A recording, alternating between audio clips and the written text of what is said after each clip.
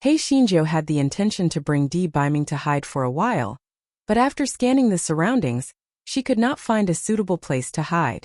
In a moment, hundreds of people had arrived in front of them. The leader of the group looked at Yun Chuzhou and Di Biming suspiciously. He was puzzled. These two people's ages did not match the person the pavilion master was looking for. Could it be that the spirit butterfly had made a mistake? That person released a nearly transparent spirit butterfly from the spirit beast bag. The spirit butterfly's antennae trembled. It was obvious that they were the people the pavilion master was looking for. Forget it. Regardless of whether it was true or not, he would rather kill 1,000 than let one go. He had to catch them first. Di Biming's heart sank when he saw the spirit butterfly in that person's hand. No wonder these people chased after him. Lan Luochun must have scattered some powder made from the butterfly eggs on little Zhou's body. That was why the mother butterfly had tracked him here. The powder made from the 1,000-mile-long tracking butterfly eggs was very overbearing. Once it was contaminated, even if one used a cleaning spell, it would not be able to remove the unique smell. However, this 1,000-mile-long tracking butterfly was very rare. He did not expect Lan Luochun to have such an item. He had been careless. The leader did not say much. He waved his hand and said, "Capture them and bring them back to the pavilion master for punishment." Although Hei Shinjo did not know whether those people knew their identities or not, she knew that if she fell into their hands, she would be doomed. She pointed at the leader and said in a clear voice, "Hold on. Don't you think it's a bit shameless for you to make things difficult for us two half-grown children? If you are a man, fight me one-on-one." The leader sensed his subordinate's mocking gaze and sneered, "Little girl, since you're asking for it, I'll grant you your wish." "Hall master? I didn't expect you to be a hall master. What's your name?" Hei Shinjo asked with a smile. The leader ignored Hei Xinjia's words and formed a seal with his hands. Several wind blades flew toward Hei Shinjo with a whistling sound. Hei Shinjo dodged in a hurry and complained in her heart. The spiritual power of this bullshit hall master was much higher than the 5 mountain bandits combined. She was afraid that she would really die today. A fierce look flashed in Hei Xinjia's eyes. She could only capture this hall master as a hostage and have a chance of survival. Otherwise, there was really no way to survive. When Hei Shinjo thought of this, she had Xiao Hanio curse him and had Meng Yanshou weave a dream for him.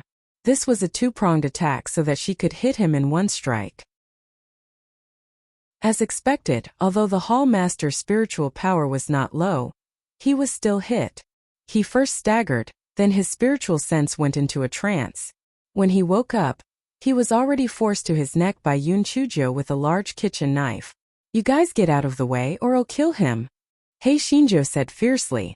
The people of the 9 pavilions thought that their hall master wouldn't effortlessly take down that little girl, so they all relaxed and watched the show. Who would have thought that their hall master would be controlled by that little girl in a daze? Was their hall master sleepwalking? If they had known that their hall master would be defeated, they would have taken that kid as a hostage. Now they were suddenly in a passive position. The people of the 9 pavilions looked at each other. What should they do now? The hall master had already given his life. If they couldn't bring the people back, he would take their lives. Although they weren't sure if these two were the people the hall master was looking for, since they smelled of spirit butterfly powder, then it had to do with those two. While everyone was hesitating, a hawk-nosed man said viciously, "Pavilion Master's orders cannot be disobeyed. As for Pavilion Master Een, just treat it as sacrificing for our 9 pavilions. Pavilion Master has ordered that if the women want to live, the men shall be killed without exception. Go." The one who spoke was Vice Pavilion Master Meng. He had originally wanted to replace him. Now was such a good opportunity, so he naturally would not let it go. The guards of the 9 pavilions immediately ignored the life and death of the hall master, who was held hostage by Yun Chuzhou. They immediately narrowed the encirclement and attacked Di Biming with their spiritual power like a tidal wave. Hei Xinjia's head buzzed. She did not have time to think and directly used the hall master as a meat shield in front of Di Biming. Then she asked the little bastard to summon the big bastard to protect Di Biming inside. She hurriedly raised her spiritual energy shield and released De Hua, 10,000-year-old single pig. "I can only rely on you now." De Hua instantly turned black. Her huge body didn't pounce on the people from the 9 pavilions. Instead, she stood in front of Di Biming and Yun Chujio, blocking the continuous spiritual energy attacks for them. Fortunately, Tower Master Luochen had ordered to capture Yun Chujio alive, so those people didn't attack Yun Chujio with all their strength. Otherwise, both Yun Chujio and Di Biming would have been dead long ago. He Xinzhou hurriedly summoned 5 puppets and the silly cuties. This guy cursed in his heart. It was forbidden to fly here. Otherwise, she would have asked the shadow-skimming giant winged bird to come out and help. What bad luck! The people of the 9 pavilions were really shocked by De Hua, the puppets, and the silly cuties. What the hell were these things? At first, they did not take it to heart and suffered a little loss. However, the difference in strength between the two sides was too great. First, the silly cuties were injured one after another, and then the big turtle shell protecting Di Biming was split into 2 halves. Vice Hall Master Meng sneered, "Little girl, although you have some skills, you are not our match at all. Hall Master does not want to take your life, so you should obediently surrender to avoid suffering." He Xinzhou ignored him and let the silly girls protect Di Biming. Then, she threw the talismans and chili noodles in her hands at the people of the 9 pavilions as if they were free. The people from the 9 pavilions were caught off guard at the beginning. They choked until tears flowed down their faces. Many people were injured by the talismans. But very soon, the people from the 9 pavilions used their spiritual energy to break her chili noodles. Although He Xinzhou had many talismans, their quality was not high. Therefore, they were of limited use to the people from the 9 pavilions. The people from the 9 pavilions once again narrowed the encirclement. The veins on Di Biming's forehead were bulging, but he did not have enough strength left. There was a gap between the use of secret arts. He could not help at all now. It was really detestable. The injuries of the dumb Meng Meng were getting more and more serious. Moreover, the nirvana fire of Xiao Hanio had already been used up. The spiritual power of the nightmare beast had also been exhausted. Many of Xiao Moga's mycelium had also been broken. He Xinzhou had no choice but to put away Meng Yanxiu. She gritted her teeth and was about to use the kitchen knife to force her neck to make way for those people when the 5 puppets turned to look at her. He Xinjia's heart inexplicably trembled. What were they going to do? Puppet number 1, puppet number 2, and puppet number 3 suddenly rushed into the crowd in front of them, and then a loud explosion sounded. Puppet number 4 and puppet number 5 carried Yun Chujio and Di Biming and rushed out of the crowd in the chaos. He Xinjia's spiritual sense was stifled. She knew that puppet number 1, puppet number 2, and puppet number 3 were all dead. They were completely dead. They used self-destruction to fight for her chance to live. Occasionally missing content. Please report errors in time. Yun Chujio's eyes were filled with boiling hot tears. Although these puppets were separated from her soul consciousness, they already had a preliminary intelligence. In a sense, they were already a new life. Yun Chujio's chest was filled with hatred. She hated Lan Lichen's ruthlessness and her own weakness. However, she did not hate fate. She firmly believed that as long as she had a strong heart, as long as she worked hard enough, she would be able to overcome all difficulties, including the trials of fate.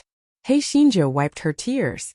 She would not let puppet number 1, puppet number 2, and puppet number 3 die in vain. She would definitely take revenge. Puppet number 4 and puppet number 5 were very fast. They carried Yun Chujio and Di Biming and ran into the depths of the valley. The people from the 9-layer pavilion did not catch up. As puppet number 1, puppet number 2, and puppet number 3 were caused by 1,000-year-old black iron, the power of the self-explosion was extremely great. More than half of the people from the 9-layer pavilion were killed and injured. Even Deputy Hall Master Meng suffered serious internal injuries. Tower Master Luochen had already returned to the 9 pavilions. After receiving the voice transmission talisman from Deputy Hall Master Meng, he was certain that the young man and woman were Di Biming and Yun Chujio. His expression was extremely gloomy. Only little Jiu could create puppets with intelligence. Those two must be Di Biming and little Jiu. However, why did they suddenly become smaller? If it was not because he could not get away, he would definitely go personally. It was not a big deal if he did not bring little Jiu over. After all, he was still young. Rashly bringing little Jiu back to the 9 pavilions might not be good for her. However, that debeiming must die. Whether it was because of little Joe or other reasons, this person couldn't live. He was already so powerful now. In time, he would definitely become a thorn in his side. Thinking of this, Tower Master Luochen gathered thousands of people around and gave them their lives. They must kill debeiming. Although the two puppets had some intelligence, it was limited after all. They ran aimlessly and only knew to keep running forward. Hei Xingzhou let the puppets put her down after a while, and added some supreme-grade spirit stones into their puppet plates. Just when she was about to discuss the next step with debeiming, she suddenly realized that debeiming's face was as pale as a sheet. Only then did she realize that debeiming's back was full of blood. This is, Yun Chujia's words stopped abruptly because she remembered that during the fight debeiming had once pulled her back. At that time she did not pay too much attention to it. It was probably that time that debeiming blocked the spiritual attack for her, this idiot. Yun Chuzhou cursed while feeding debeiming the pill to stop the bleeding. She cursed in her heart. The pretty boy had vomited blood and was injured these days. He was really unlucky. Although he had taken the pill, debeiming's face was still very pale. Yun Chujia's heart tightened. Did the cold poison attack you? Or was it the after-effects of using the secret art? Debeiming said casually, the latter. Hei Xingzhou was so angry that she was twitching. You know the consequences of using the secret technique are so severe, yet you still use it. If you tell me the consequences are so severe, I will think of another way to leave Chaodan sect. Debeiming glanced at her. Another way? What other way can you think of? Do you still expect Lan Luochen to save you? Yun Chuzhou heard debeiming mention Lan Luochen and hatred appeared on her face. Don't mention that ingrate. I thought he was a good friend. I didn't expect him to be such a heartless person. Occasionally missing content. Please report errors in time. Debeiming pursed his lips and did not reply. He had warned her before that Lan Luochen was not easy to get along with. Now she finally believed him. Yun Chuzhou cursed for a while and then said, those people will definitely not let this go. Let's hurry up and leave this place. Yun Chuzhou summoned puppet number 4, and let it carry debeiming and follow behind her. When the sky was getting brighter, she saw the entrance of the valley from afar. Yun Chuzhou could not help but feel happy. As long as she was out of the valley, she could use her flying spirit tool. Moreover, she could also summon the shadow-skimming giant-winged bird. Although the spiritual power of these demonic birds was not as high as that of the people from the 9 pavilions, they could still act as a hindrance in the air. The smile on Yun Chujia's face soon disappeared because many people from the 9 pavilions suddenly appeared at the entrance of the valley. At a glance there were hundreds of them. Yun Chuzhou was about to return to the valley when Vice Hall Master Meng caught up with her with hundreds of people. Yun Chujia's eyes flashed with determination as she placed the large kitchen knife on her neck. She said coldly, let us out immediately, or I will commit suicide. Debeiming glanced at her. He knew this fellow too well. He knew that she was trying to scare him, so he did not say anything. The people of the 9 pavilions did not know this fellow's character. They thought that she was really going to commit suicide, so they immediately became numb.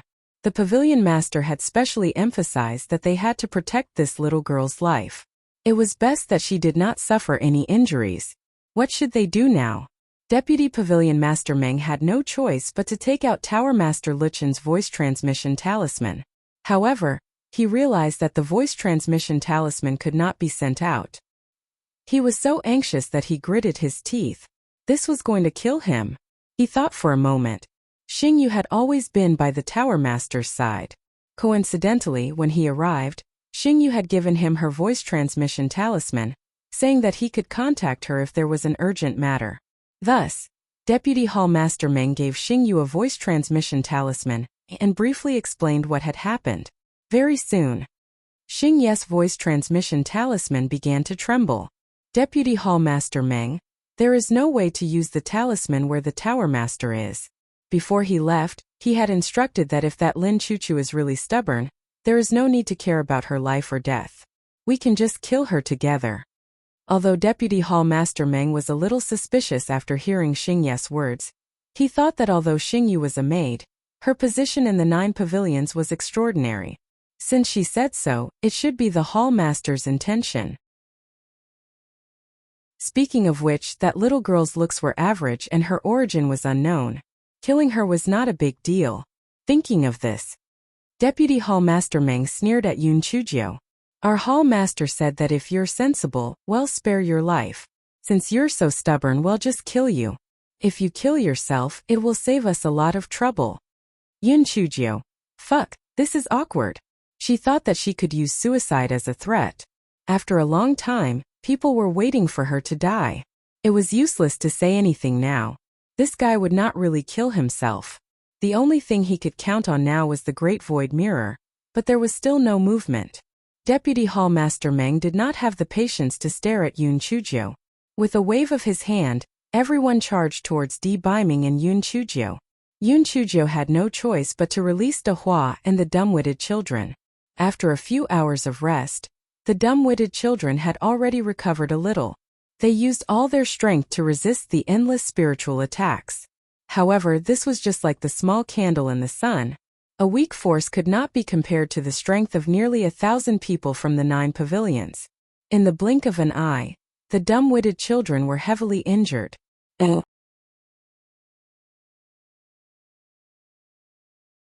De Hua, who had always been successful, could not gain any advantage at all. She could not even hold on for more than 10 breaths before she was shattered. Yun Chujio could only release De Hua continuously. Her spiritual power was quickly depleted. Yun Chujio threw out all the talismans and things that could be used in her storage ring. However, in the eyes of the thousands of people from the 9 pavilions, these things were just like child's play. There was no way to harm them at all. Compared to De-Biming, Yun Chujio's condition was better. After all, she did not have an old illness. De-Biming had already lost his body due to using a secret technique. Furthermore, he was severely injured previously. Moreover, he could not use his spiritual power rashly. Hence, his white clothes were dyed red very quickly. De-Biming looked at Yun Chujio, who was struggling. A trace of ruthlessness flashed in his eyes. He took out a small piece of bone from the storage ring and dripped his blood on it. The small piece of bone turned into an afterimage and entered between De-Biming's brows. De-Biming's pale face instantly faded and his black hair turned as white as snow. With a wave of his hand, a huge ice dragon pounced towards the people from the 9 pavilions. The ice dragon seemed to have entered an uninhabited land. It was as though it was slaughtering cows and dogs. The screams of the people from the 9 pavilions rose and fell. De-Biming's aura was as cold as 10,000-year-old ice, and his eyes were bone-chilling, full of killing intent. Vice Hall Master Meng was greatly shocked. He had heard from his fellow disciples of Chao Tian sect that this man was very powerful, and he had thought that it was an exaggeration. But now he could see that this man was a mortal killer. Seeing the people around him dying one after another, he couldn't help but feel his legs go weak. He gritted his teeth and ran away. Pandian 0v1 cm. When the people from the 9 pavilions saw that the leader had left, they naturally wouldn't be foolish enough to wait here for death. Hence, they also followed Vice Hall Master Meng and ran away. Yun Chujio didn't have the mood to bother with Vice Hall Master Meng and the others. Her heart was in her throat. She knew that De-Biming had used another secret art, and it was even forcefully used. She didn't dare to imagine the consequences. Just as she was about to ask De-Biming, she saw De-Biming spit out a mouthful of blood. His eyes were tightly shut as he fell to the ground. Yun Chujio quickly went forward to catch him. She cut a wound on her arm and dripped the blood into De-Biming's mouth. However, De-Biming had already lost consciousness. Blood dripped down from the corner of his mouth. Yun Chujio simply sucked a mouthful of her own blood and kissed De-Biming's lips, feeding the blood bit by bit. Only when De-Biming's pulse became slightly stronger did Yun Chujio let puppet number 4 carry De-Biming out of the valley. Yun Chujio summoned her flying spirit tool and sped away. 3 days passed in a row. Yun Chujio fed De-Biming her own blood every day. De-Biming still did not wake up, but fortunately, his pulse became stronger and stronger. Finally, on the morning of the 4th day, De-Biming opened his eyes. He saw Yun Chujio kneeling beside his bed. There were still tears at the corner of her eyes. He could not help but feel suffocated. In an instant he felt pain in his limbs and bones. He knew that the seal of 7 emotions and 6 desires had loosened again. He could only calm himself down and sigh silently in his heart. He had used the secret technique twice in a row, especially the last time. It was completely forced. As a result, his body had suffered too much damage. He could only find a few precious herbs to recover. Otherwise, he would not be able to recover for a while.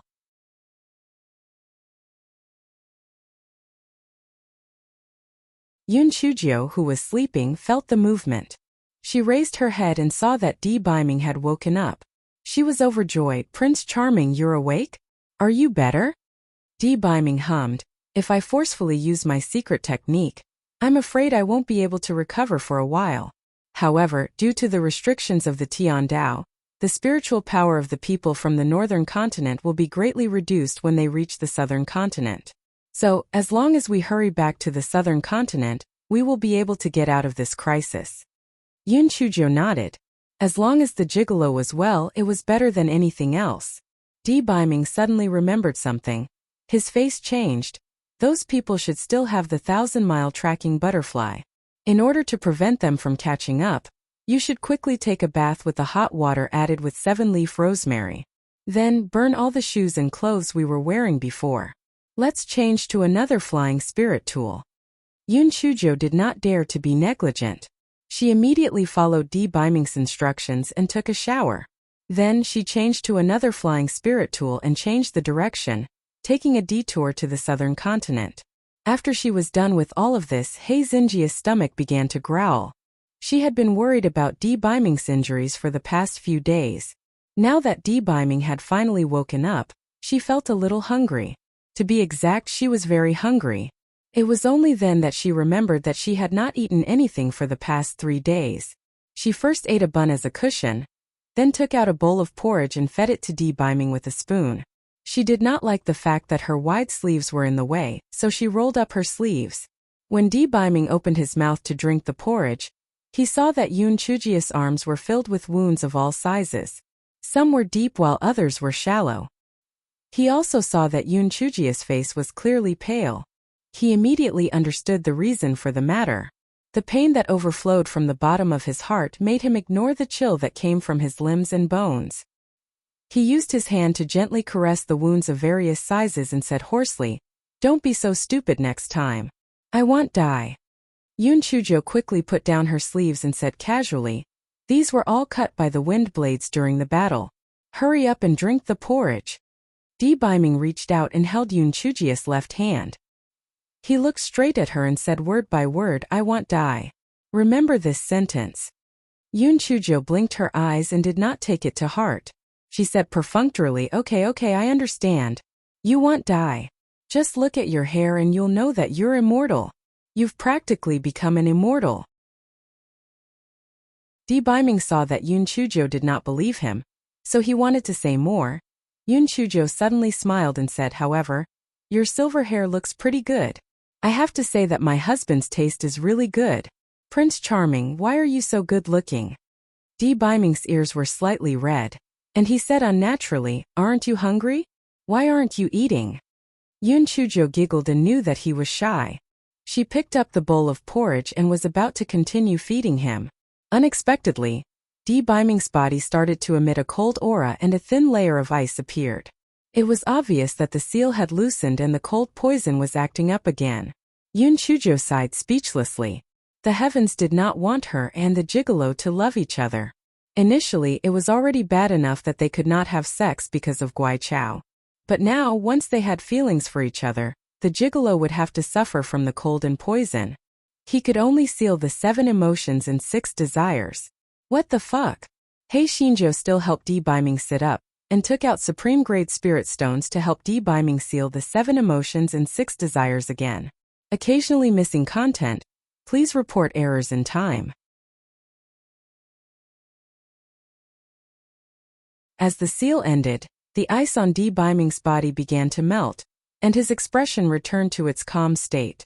Pandian 0v once He Xinjiao cupped her chin and stared at him for a few times, then said, "Did your seal also fail after one go?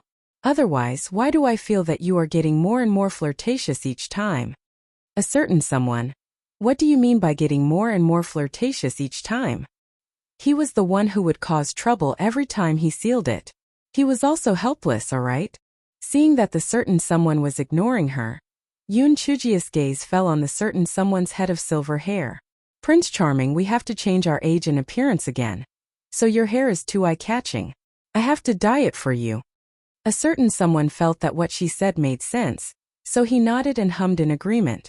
An hour later, a certain someone with a head full of Huang Mao was so angry that he almost vomited blood. Yoon Choo-jae laughed dryly. Mistake. Mistake. It was a pure mistake. I really did follow the black formula. Perhaps your white hair was too strong so it turned yellow. However, this yellow color is pretty good. It's golden. How rich. A certain honored warrior was so angry that he was twitching. Rich? Was the word rich related to him being an honored emperor? In the end, He Xinzhou tried a few times and finally found a suitable formula to dye Di Baiming's hair black. In the next few days, no pursuers from the 9 pavilions caught up. Di Baiming's body was also much better. Although his spiritual power was very weak, at least he was able to move. He Xinzhou did not dare to tease him too much. She was afraid that she would cause the cold poison to relapse again, so she was safe and sound. Prince Charming, there is still one more day before we can leave the northern continent. Damn it, we are finally going to leave this damn place.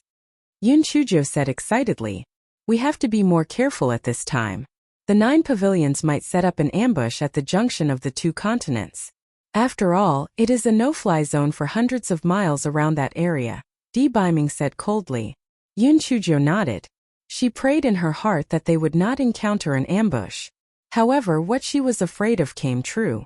When she and Di Baiming reached the no-fly zone for dozens of miles, they were heavily surrounded by the people of the 9 pavilions. The leader was none other than Tower Master Luochen. Yoon Choo-jae saw Lan Luochen and the people of the 9 pavilions. She knew that her disguise was useless. Lan Luochen had clearly predicted that they would enter the southern continent from here, and had already locked onto them. Yoon Choo-jae could not help but sneer. Yo, your lackeys are not good enough. Are you going to fight personally? I don't understand. How did we offend you that you had to kill us? Tower Master Luochen gestured behind him, and soon, someone brought Deputy Hall Master Meng over. Tower Master Luochen chopped off his head with a sword. Then he said, It was this fool who falsely passed down my order. I will never kill you. Yoon Choo-jae laughed mockingly. Never kill me? Then why did he use me as a shield? Why did he stop us from leaving Chaotian sect? And why did he intercept us in the valley earlier? Tower Master Luochen sighed. Little Joe, the one I want to kill is him, not you. You can leave now. I won't make things difficult for you. Yoon Choo-jae's smile became even more sarcastic. Are you out of your mind? He is my fiancé, how could I abandon him? Do you think that everyone is as heartless and ungrateful as you? Lan Luochen, I really regret knowing you. If I could turn back time, I would have killed you then. Tower Master Luochen looked at Yoon Choo-jae in disbelief. His eyes filled with pain as he said with a trembling voice, Are you telling the truth? Are you telling the truth? Of course it's true, more true than a pearl. I only hate that I don't know people well. Back then, I even had an argument with Prince Charming because of you. I'm simply dumber than a pig. Yoon Choo-jae thought of Di Baiming's miserable state and the self-destruction of puppets number 1, number 2, and number 3. Her eyes were filled with hatred. Little Joe, you don't understand. Tower Master Luochen swallowed the rest of his words. He looked at Di Baiming and sneered. Di Baiming, you have dragged little Joe down many times. A good-for-nothing like you doesn't deserve to have little Joe. Since we have known each other for a while, you should kill yourself. I'll leave you with a whole corpse. Fuck you. You don't deserve to be a Prince Charming. How dare you teach my Prince Charming a lesson? Shameless. Yoon Choo-jae pointed at Tower Master Luochen's nose and scolded. The gloomy look on Tower Master Luochen's face became even more serious. As expected, as long as Di Baiming was still alive, little Joe would never see his good side. Today was the best time to kill this Di Baiming. No matter what, they couldn't let him go. Thinking of this, Tower Master Luochen gave a signal to the people behind him. As a result, more than 10 people pounced on Yoon Choo-jae. Yoon Choo-jae subconsciously released a hua to fight with them. However, she immediately realized that she had been tricked. Tower Master Luchen's real target was D-Biming. At this moment, the two of them had already exchanged blows. However, D-Biming did not have much spiritual power left. How could he be a match for Lan Luochen? In just the blink of an eye, Tower Master Luochen slammed his palm heavily on D-Biming's body. D-Biming fell to the ground and spat out a mouthful of blood. Tower Master Luochen stared at him with a vicious gaze as he approached D-Biming step by step. Finally, he was going to kill this nightmare with his own hands. It was because of him that he had become the ghost he was today. If it wasn't for D-Biming, he would have already been together with Little Nine. He wouldn't have to endure so many things that he wasn't willing to do.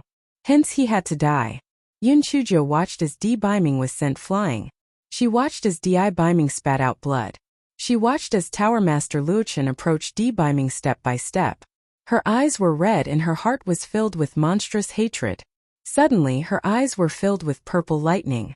Those lightning bolts shot out from her eyes and instantly, there were several screams.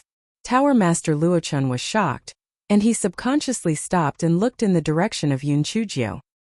He saw Yun Chujio's long hair flying in all directions, her face expressionless, and the small lightning bolts in her eyes crackling. It was like a Shura that had walked out of hell. The dozen or so people who had surrounded her had all died. Her figure was like a ghost, and she had already arrived in front of him. She looked at him with a chilling gaze. Suddenly, the small lightning in her eyes shot toward him. Tower Master Luochen hurriedly dodged while raising his spiritual energy shield. Even so, a purple lightning broke through the spiritual energy shield and hit his front heart. Tower Master Luochen staggered a few steps, and the people of the 9 pavilions immediately surrounded him, protecting Tower Master Luochen in the middle. Tower Master Luochen looked at Yun Chujio, who was completely different from before, and said with pain and unwillingness, You really want to kill me? Don't you know how I feel about you? Yun Chujio threw her head back and laughed. How you feel about me? You are not worthy. I don't care.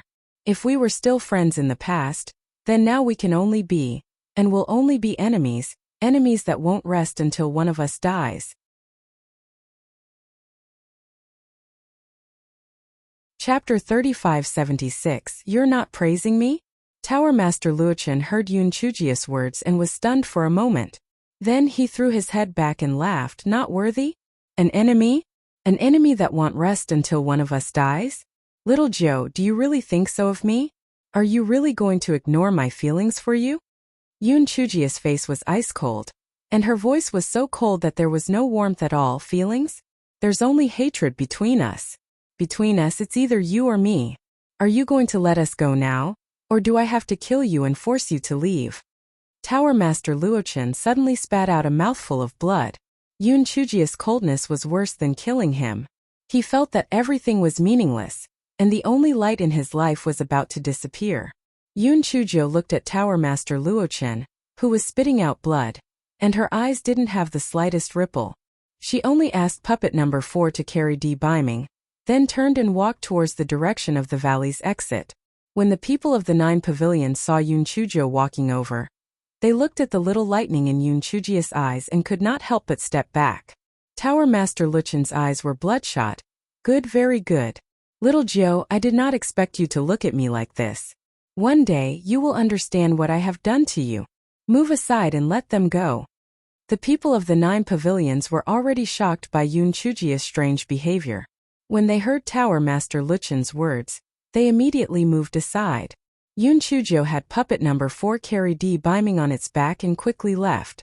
The exclamations of the people of the 9 pavilions came from behind. Tower Master! Tower Master, what's wrong? Yun Chujio's footsteps did not stop. There was blood at the corner of Tower Master Luchen's mouth, and a crazed look appeared in his eyes. Little Joe, this is only the beginning. Sooner or later you will be mine. You can't escape. Yun Chujio and D-Biming had just entered the territory of the southern continent of Towering Sky Continent, when they collapsed on the ground and fainted. When Yun Chujio woke up, she was already lying on the bed of the flying spirit tool while D-Biming was meditating at the side. This guy rubbed his eyes. She didn't die. Her memory stopped at the scene of Tower Master Luochen approaching D-Biming. And then she couldn't remember anything. She had lost her consciousness. But the little black bird inside the spiritual beast's bag knew the specific situation. After a round of lively kissing, Xiao Hanyo Hei Shinjo was suddenly in high spirits. In fact, she was quite awesome, but she didn't have a chance to show it. This time the pretty boy finally saw her power, right? Although she didn't know when this crazy skill would be activated, even though she fainted after using it once and lost her memory after using it, she still felt that she was awesome. The guy glanced at D. Biming, who was still meditating, and said, "Ouch, ouch, my head hurts." D. Biming opened his eyes and looked at her. "If you have a headache, shut up and rest. Don't talk." "Hey Shinjo. Fuck gigolo, you will lose your friends if you talk like this." The guy blinked and tried to find something to say. "Idol, how did we get out of trouble yesterday? Was there an expert helping us?" D. Biming knew that she was asking the obvious question, so he ignored her. Hey Shinjo saw that a certain someone was not answering her, so she said unwillingly, "Prince Charming, why aren't you saying anything? Could it be that a little fairy saved us?" Hey Shinjo looked at a certain someone, and the little person in her heart jumped. Say it, say it. She is that cute little fairy." Unfortunately, the god only looked at her indifferently and did not say anything. Hey Shinjo saw that D. Biming did not cooperate with her, so she could only shamelessly say, "Prince Charming, aren't you going to praise me? Wasn't my performance very awesome before?"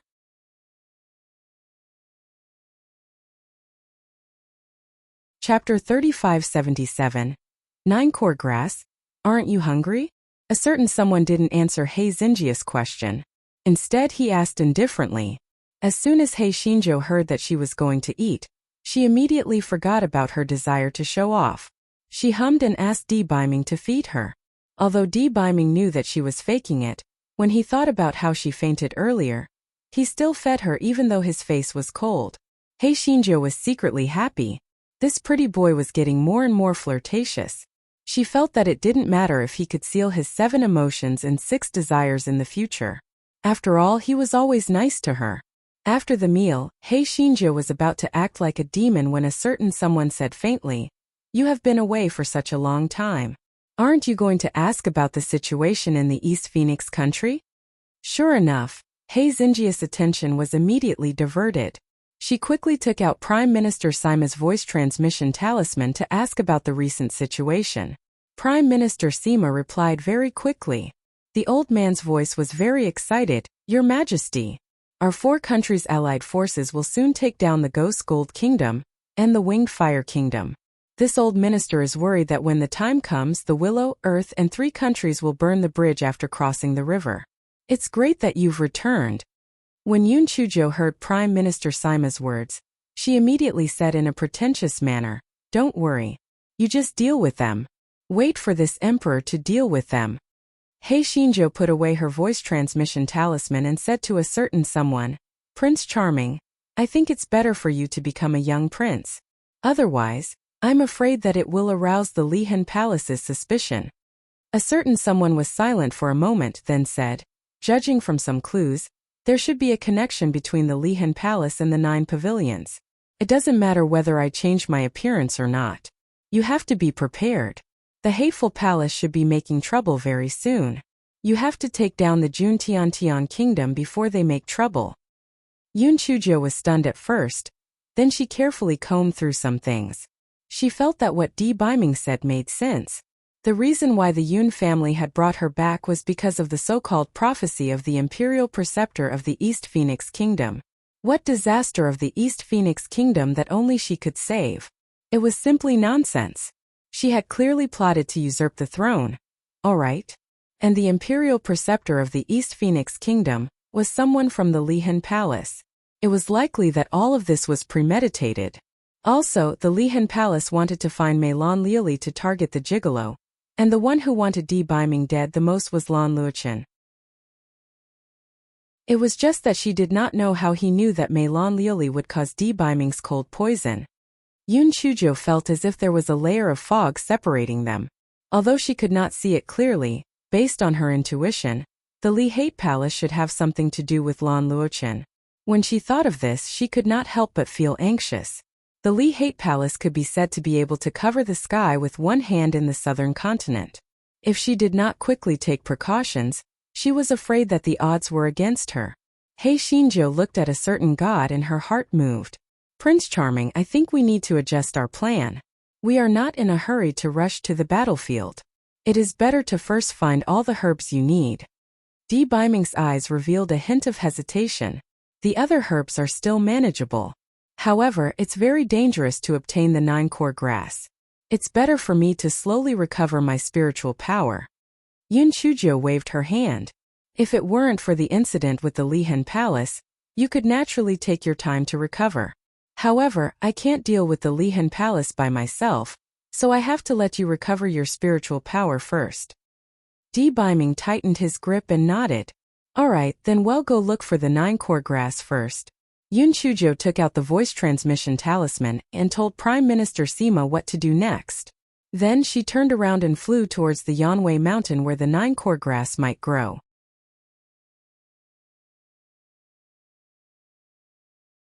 Chapter 3578. The uneasy Di Baiming soon. Yun Chujiu noticed something amiss. Ever since he said that he was going to Yanwei mountain, Di Baiming's cold expression hid a trace of unease.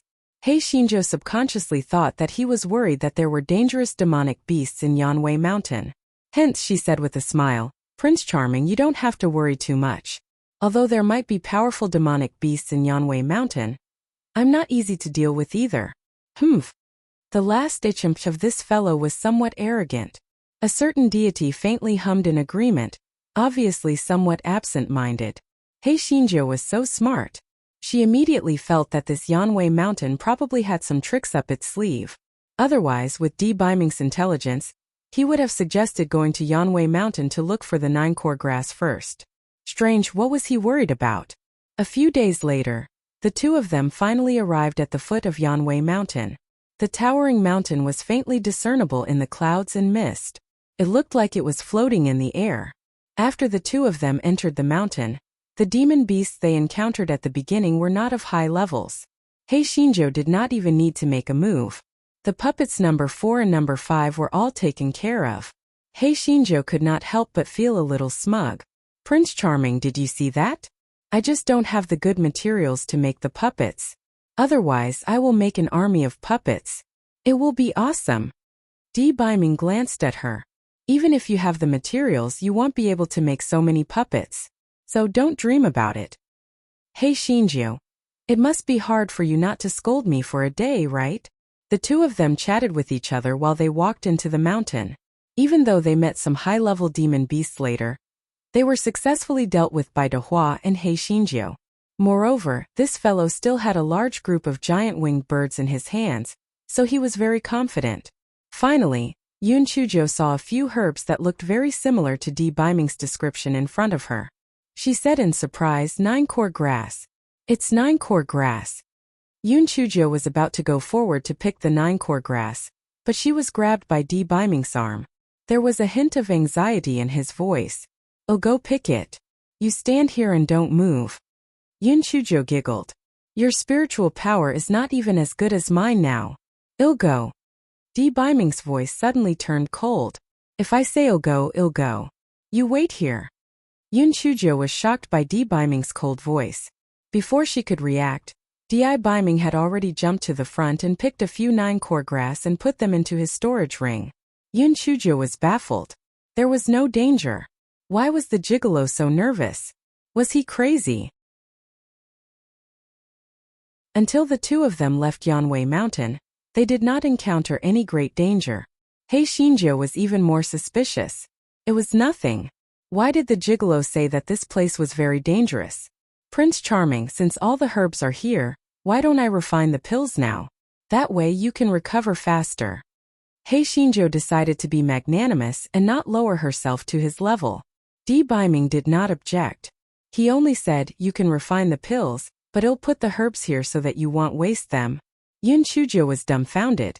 She was an alchemy genius. The gigolo did not know how to refine pills. It would only be a waste if he put the herbs here, alright? However, when she saw Di Baiming's serious face and did not seem to be joking, she could only nod. Alright, I'll give the command. You can put the herbs here.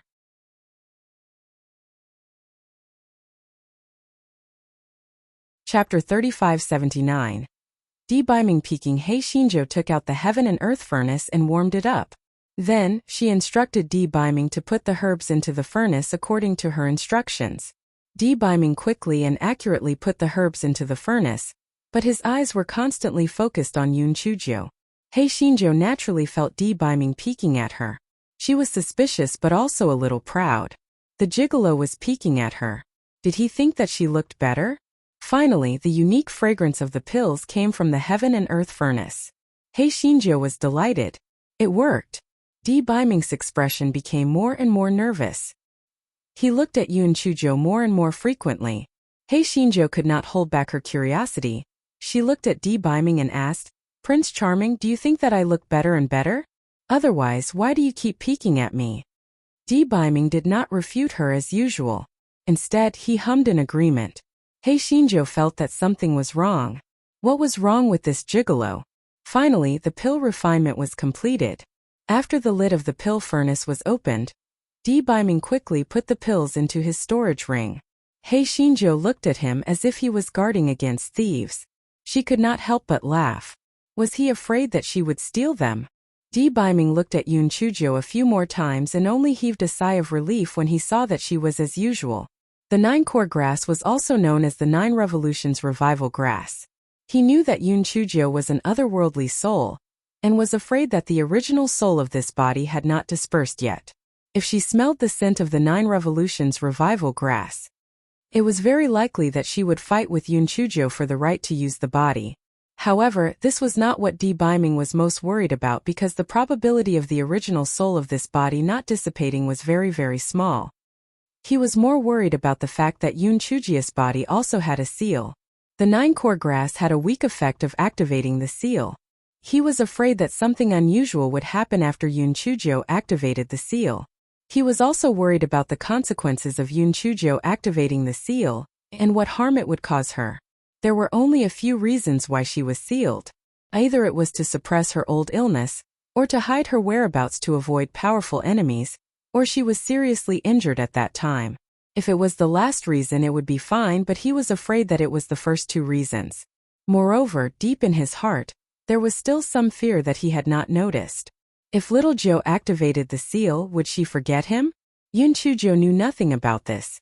This fellow urged Debiming to quickly consume the medicinal pill to recuperate and try to recover his strength as soon as possible. Then he controlled the flying spirit tool to fly towards the battlefield. At this moment, the four countries' alliance army had just taken down the winged fire country. The monarchs of the three countries of the Willow Earth country had personally come to the battlefield. The three of them secretly reached a consensus that the next step was to annex the East Phoenix country. The three of them agreed that tonight's celebratory feast would be a good time to shed all pretense of cordiality. At that time, they would capture all the generals of the East Phoenix country and force them to surrender. At night, the large tent that the Willow country had specially built was brightly lit, and they toasted each other. It was very lively. Prime Minister Sima appeared perfunctory on the surface, but in his heart, he was very worried. He felt that tonight might be the time to shed all pretense of cordiality. Although he had already made the arrangements according to His Majesty's words, he was still uncertain in his heart. Would this attract a wolf to drive a tiger away? Just as Prime Minister Sima's heart was beating wildly. Emperor Zhaoi of the Willow country said with a fake smile, "Prime Minister Sima, is your country's female emperor still in seclusion? It's not that my words are a little harsh, but this time she didn't even show her face at the Four Kingdoms celebratory banquet. It's really a little disloyal."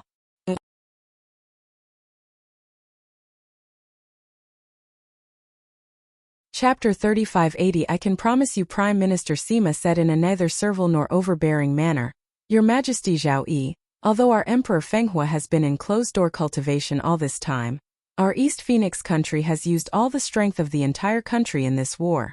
If this isn't considered a righteous act, then how can it be considered a righteous act?" Emperor Zhao was stunned. He had thought that once he said those words just now, Prime Minister Sima would definitely be filled with trepidation. He had not expected that Prime Minister Sima would say such a thing. His expression was a little unsightly. His tone was a little stiff as he said, "Prime Minister Sima, it is only right for your East Phoenix country to give its all. After all, it is your East Phoenix country that the Three-Star Ridges want to destroy. If it was not for the help of our three countries, I'm afraid that the East Phoenix country would no longer exist." Emperor Qiantong of the Zhongye country and Emperor Shengkong of the Zhenshui country also echoed, "That's right. People should know how to be grateful. Don't tell me that your East Phoenix country is trying to burn the bridge after crossing the river? If that's the case, then it really doesn't make sense." Prime Minister Sima had long known that this meal was not that simple. Now that he saw Emperor Zhaoi and the other two being so aggressive, he knew that they were preparing for a falling out. Fine beads of sweat gradually began to seep out from his forehead. When Emperor Zhaoi saw that Prime Minister Sima was finally starting to panic, he could not help but feel pleased in his heart. Did the East Phoenix Kingdom think that their three kingdoms had helped them for nothing? They were really stupid. The moment they agreed to help, they had already planned it out. The East Phoenix Kingdom was asking for the skin of a tiger, and they could not rely on anyone else. Emperor Zhao Yi placed his wine cup heavily on the table. "Let me say this first. If the female emperor of the East Phoenix Kingdom does not attend this celebration banquet today, then don't blame our three kingdoms for being impolite." Just as Prime Minister Sima did not know how to respond, he heard a clear voice coming from outside the large tent. "Oh, impolite? How are you planning to be impolite?" Everyone's gaze turned towards the entrance of the tent, only to see a woman in red walking in. Every step of the woman was indescribably noble and elegant, without the slightest bit of discomfort or pause due to the gazes of the crowd. When Prime Minister Sima saw the person who had come, he almost cried. "Your Majesty, you've finally returned. If you don't come back soon, he really doesn't know what to do." However, Emperor Zhao Yi and the others were clearly planning to shed all pretense of cordiality.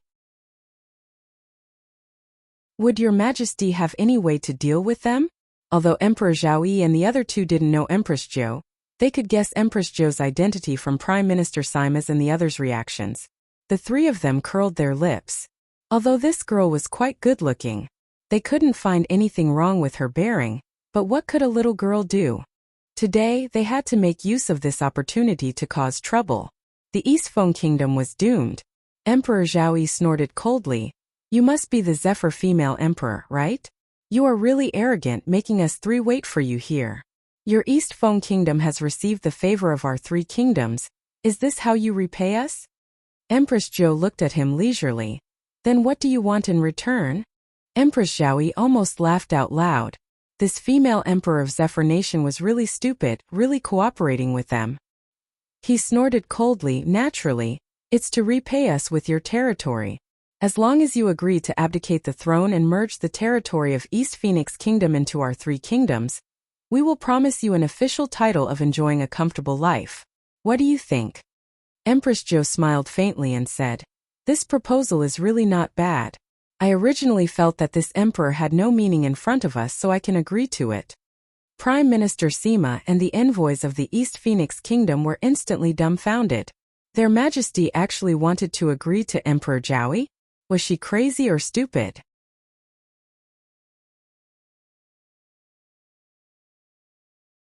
Chapter 3581 had nothing to do with our East Phoenix Kingdom Emperor Zhao Yi, and the other two nearly burst out laughing. This last must be afraid. But that was also true. It was a piece of cake for the three kingdoms to take down the East Phoenix Kingdom, and she had no choice but to agree.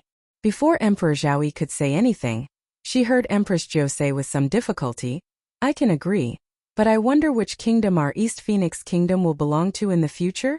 Emperor Zhao Yi immediately said, "Star Sun Country and East Phoenix Country happen to border with our Willow Soil Country, so it will naturally be taken over by our Willow Soil Country." Emperor Qiantong of the Zhongye Country and Emperor Shengkong of the Zhenshui Country immediately refused. "Your Majesty Zhao Yi, what you said is wrong. Those that border or not can be changed. Star Sun Country is easy to deal with, but why should East Phoenix Country belong to your Willow Soil Country?" "That's right. Isn't taking down the Star Sun Kingdom and the Four Kingdoms all the credit of your Lu Tu Kingdom?" What right do you have to take all the credit? In the blink of an eye, Emperor Zhao Yi and the other two were in a heated argument. Empress Zhou pursed her lips. She thought that their alliance was indestructible. How could it be broken with just one sentence?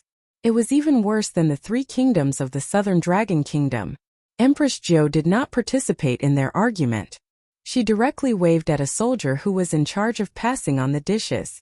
Give me a good banquet. No matter what, Empress Zhou was still the ruler of a country. That soldier naturally did not dare to be negligent. Very quickly, a sumptuous banquet was prepared. Empress Zhou ate while watching the show. She was extremely leisurely. Prime Minister Sima looked at the three of them who were quarreling with each other. Then he looked at His Majesty who was eating while watching the show. Instantly he felt much more at ease. Their Majesty was really awesome. Just a few words had caused Emperor Zhao Yi and the other two to fight amongst themselves. It seemed that they wouldn't be able to make things difficult for the East Phoenix Kingdom today. Emperor Zhao Yi and the other two quarreled for quite a while before they finally saw Empress Zhou, who was eating and drinking. At first they were stunned, but then they immediately understood that they had been tricked. This girl was really scheming. She had actually stirred up their relationship with just a few words. Emperor Zhao Yi and the other two looked at each other and temporarily came to a consensus. No matter how they split up in the future, the most important thing now was to destroy the East Feng Kingdom. Hence Emperor Zhao Yi sneered. Don't bother about which country your East Feng Kingdom will belong to in the future. Just write the decree of abdication right now. Yun Chuzhou took out a handkerchief and slowly wiped her mouth and hands. Then, the corners of her mouth curled up slightly. Originally, I was planning to give up the East Phoenix country. But you guys acted like dogs snatching meat just now. It's really not presentable, so it's better for me to manage this East Phoenix country myself. Emperor Zhao Yi and the other two were simply about to explode from anger. This female emperor of Zephyr actually dared to call them dogs. Was she tired of living? This is simply outrageous. Your East Feng Kingdom is simply ungrateful, burning bridges after crossing the river. Since that's the case, if you don't abdicate, our three kingdoms can only join forces to attack your East Feng Kingdom. Empress Zhao Yi said angrily out of embarrassment. Empress Zhou looked at the three of them with contempt, and then said faintly, Our East Feng Kingdom is ungrateful, burning bridges after crossing the river? What kind of kindness and righteousness have we forgotten? Don't you have any idea why you sent troops? It's true that our East Phoenix Kingdom has indeed given you a national letter, but what's written on it is not begging you but cooperation. You made the decision after weighing the gains and losses. What does it have to do with our East Phoenix Kingdom? If you want to have designs on our East Phoenix Kingdom, get as far away from me as possible.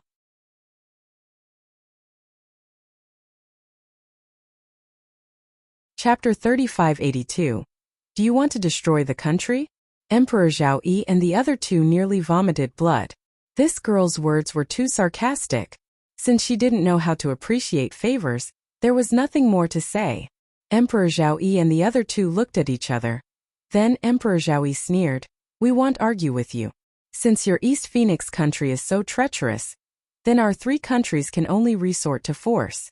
Your East Phoenix country can only wait to suffer the wrath of our three countries. Prime Minister Sima and the others looked at their Empress Zhou. Although their Majesty's words were quite satisfying, what should they do now? Their East Phoenix Kingdom had already been exhausted after this war. If the Willow Earth Kingdom were to launch another attack, they would have no way to resist and might really perish. Just as they were worried, they saw their Empress Zhou chuckle lightly and said faintly, If your three kingdoms aren't afraid of dying, then you can just attack our East Phoenix Kingdom. When Emperor Zhao Yi and the other two heard Yun Chujia's words, they could not help but curl their lips. This wretched girl spoke with such big words. Did she mean that the strength of their East Wind country alone could resist the three of them?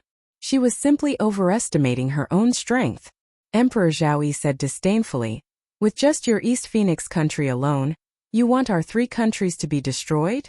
Empress Zhou looked deeply at Emperor Zhao Yi and the other two before saying, Our East Phoenix country naturally doesn't have the strength, but the Juntian country does.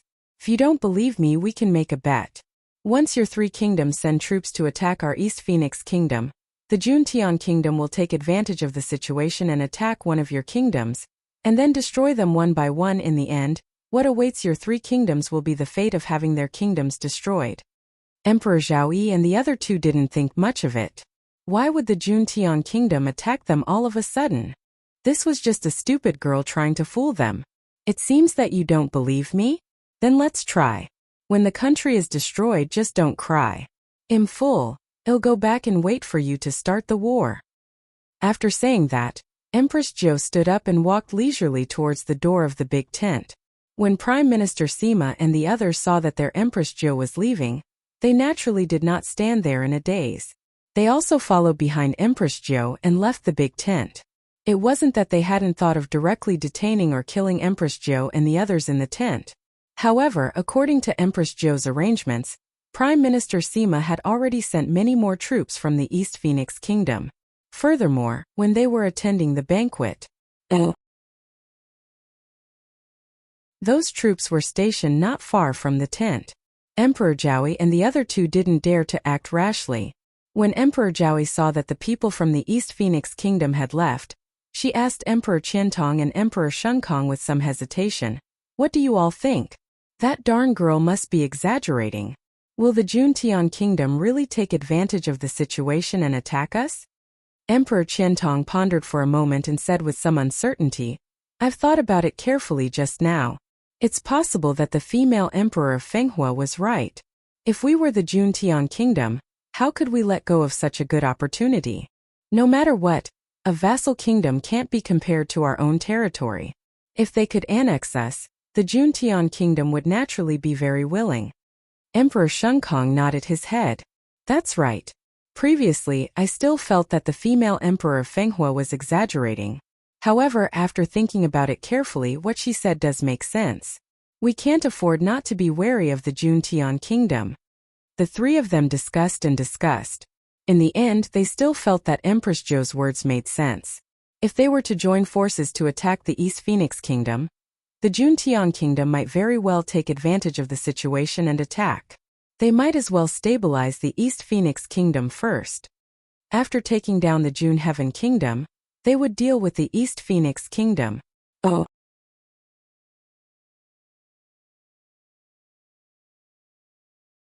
Chapter 3583 was carried away on their shoulders after Emperor Zhaoyi and the other 2 finished their discussion. A banquet was held the next day. During the banquet, the 3 of them changed the topic and suggested that the 4 countries form an alliance to attack Juntian Kingdom, and then the 4 countries would divide all the territory equally. Empress Zhou agreed readily, as if she did not remember what had happened the night before. She smiled rather heartlessly. Empress Zhao Yi and the other 2 despised her in their hearts. This Empress Fenghua was really easy to fool. After taking down Juntian Kingdom, their East Phoenix Kingdom would be waiting to be destroyed. After Empress Zhou returned to the big tent, Di Baiming, Xue Wuji and Enfeng were discussing something in the big tent.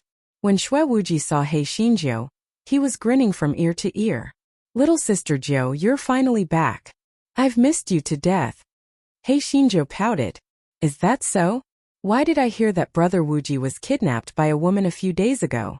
I wanted to save you, but you ran back on your own. You didn't sacrifice your sex appeal to escape, did you?" Xue Wuji's face turned as red as a monkey's butt. He said dryly, "Nonsense. Nonsense. How was I taken away? I was the one who chased after. Anyway, I had my reasons. Don't ask anymore. Tell me quickly. What did Emperor Zhao Yi and the other 2 bastards say?" Seeing that Xue Wuji was a little embarrassed, He Xinjiu curled her lips and did not ask further. She said, "They want to form an alliance with the East Phoenix Kingdom again, and attack the June Heaven Kingdom together. I know their plan. They just want to destroy the June Heaven Kingdom and then the East Phoenix Kingdom. They are dreaming. When the time comes, I will let them know what it means to throw stones at their own feet." Xue Wuji said a few words in a perfunctory manner before he hurried back to his tent. He could not help but smile foolishly when he recalled what had happened that day. However, he gritted his teeth when he remembered something. Xue Wuji had always acted recklessly. However, ever since he met that little fairy, he could be considered to be extremely cowardly. His reputation as a hero had been ruined. More than a month ago, he had followed the army of the East Phoenix Kingdom to attack the Ghost Gold Kingdom. During their journey, they had passed by a valley that was rich in spirit bees. Enfong said to Enfong, "Little sister Jo likes to eat honey. I'll go into the valley to get some honey. You just wait for me at the entrance of the valley." Enfong felt that this guy was a little off-key. But things were progressing smoothly. It didn't take long, so he didn't say anything. Besides, even if he said anything, young Master Wuji wouldn't listen to him. Thus, Shui Wuji went into the valley to pick honey. Although this guy said that he wanted to help Hei Shinjo pick honey, he actually had a glimmer of hope in his heart. Last time, he met that damn woman when he was helping little sister Jo pick honey. Maybe he could meet her this time too. Unfortunately, this guy had picked a lot of beehives, but he still did not meet the woman from last time. He could only awkwardly leave the valley. Just as he was about to leave with Enfong, he suddenly saw the back of a woman in the valley. His heart immediately pounded. The more he looked at her, the more he felt that she was the person he had been longing for. Sayazi chased after the back of the woman. Enfong was shocked. When he looked up, he only saw one back. Cough cough. To be precise, there were two, because Shui Wuji had already been carried away by the woman on his shoulder.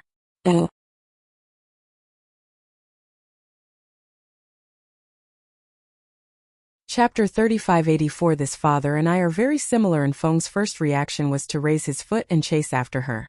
However, even though the woman was carrying a person, her speed was extremely fast, and she disappeared in the blink of an eye. Enfong searched the entire valley, but he was unable to find Shui Wuji. He could only wait at the entrance of the valley. Since the woman did not kill Shui Wuji on the spot, it meant that she did not want Shui Wuji's life. Could it be for the sake of rape? On the other side, Shui Wuji was carried on the woman's shoulder. Soon, the woman activated a talisman and the two disappeared from where they were. This was also the reason why Enfong could not find them. Shui Wuji did not feel fear or anger because he was imprisoned by the woman. Instead, he greedily smelled the woman's scent.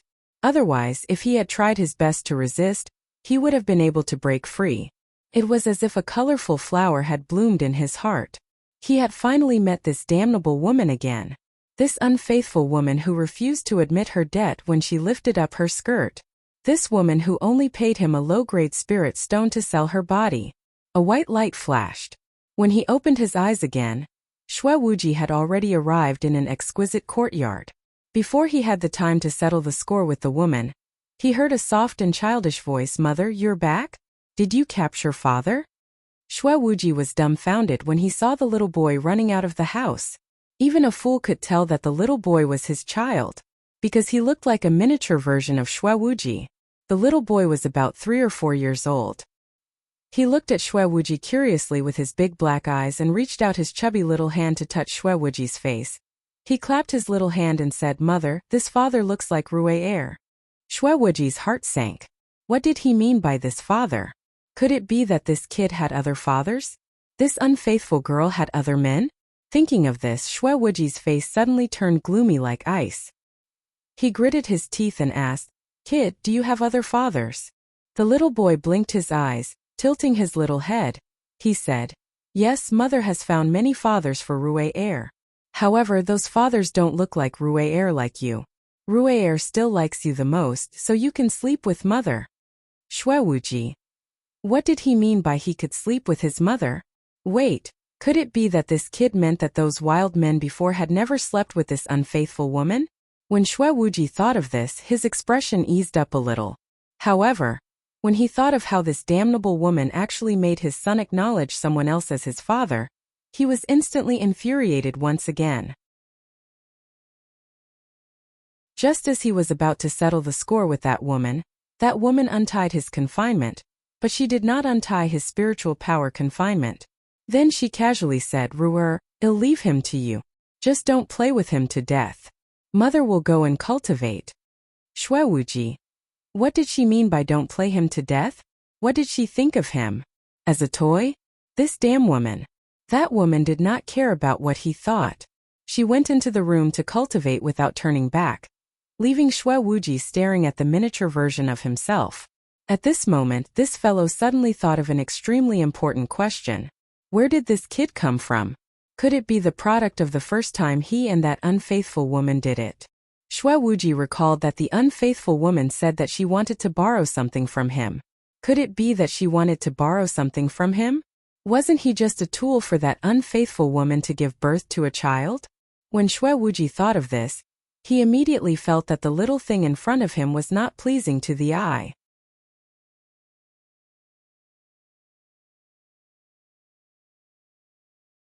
Chapter 3585. Ruier has many fathers. The little boy saw Xue Wuji's unfriendly eyes, and could not help but say proudly, "Don't you want to be Ruier's father? If you don't want to, then forget it. Anyway, there are many people who want to be Ruier's father."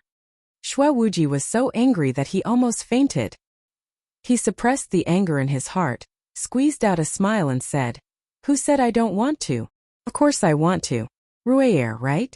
Come, tell your father who wants to be your father." The little boy tilted his little head and looked at Xue Wuji with blinking eyes. Then he curled his lips and said, "You say you're willing, but in your heart you're not. Otherwise, why didn't you lift me up high?" Xue Wuji.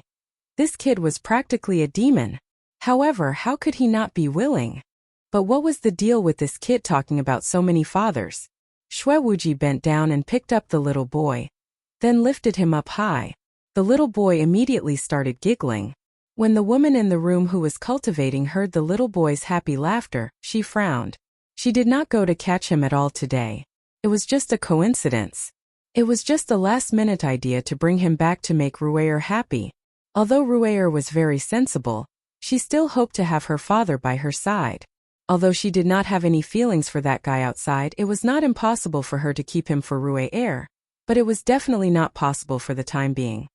Xue Wuji and Ruier played for a while.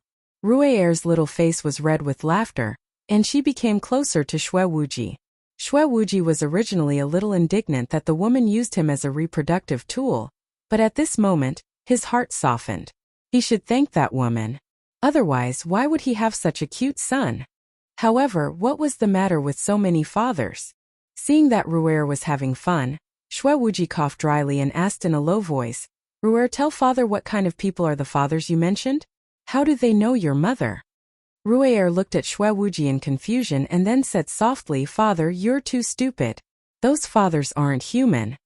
Xue Wuji stumbled. Not human? Could it be that the unfaithful girl had such a strong taste? Did she like demons or demonic beasts in human form?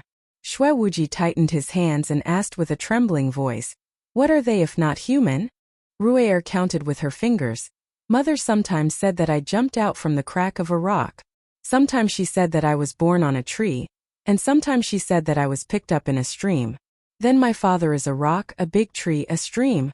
Ruier counted with her fingers. Then she raised her little head and said, "I know that those fathers are fake. I was afraid that mother would be sad, so I pretended to believe it. Ruier knows that father is a human. It's impossible for him to be one of those things." Xue Wuji was stunned at first. Then, he looked at the little bun in front of him with complicated feelings. He found it a bit funny, a bit sad and a bit guilty. Xue Wuji carried Ruier and walked into the house. The woman who was cultivating opened her eyes and looked at Xue Wuji. Xue Wuji's originally full of questions was suddenly stopped by that cold and clear look. He could not say a word, and his face was red for no reason. Ruier said happily, "Mother, Ruier likes this father. You can keep father here. In the future, Ruier will listen to mother obediently."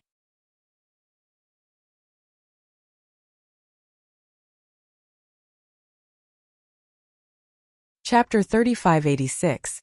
As expected of a biological son, Xue Wuji gave Ruier a thumbs up in his heart. As expected of a biological son. The woman looked at Xue Wuji indifferently and said, "It's not that mother doesn't want him to stay, but he has no way to stay now. He's too weak." When Xue Wuji heard the woman's words, all the blood in his body rushed to the top of his head. What did she mean by he was too weak?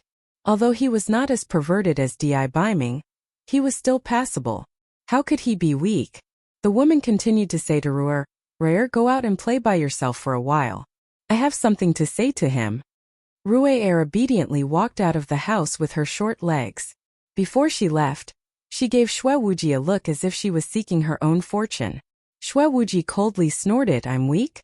How am I weak? If I didn't give in to you, do you think you could capture me?" The woman did not answer him.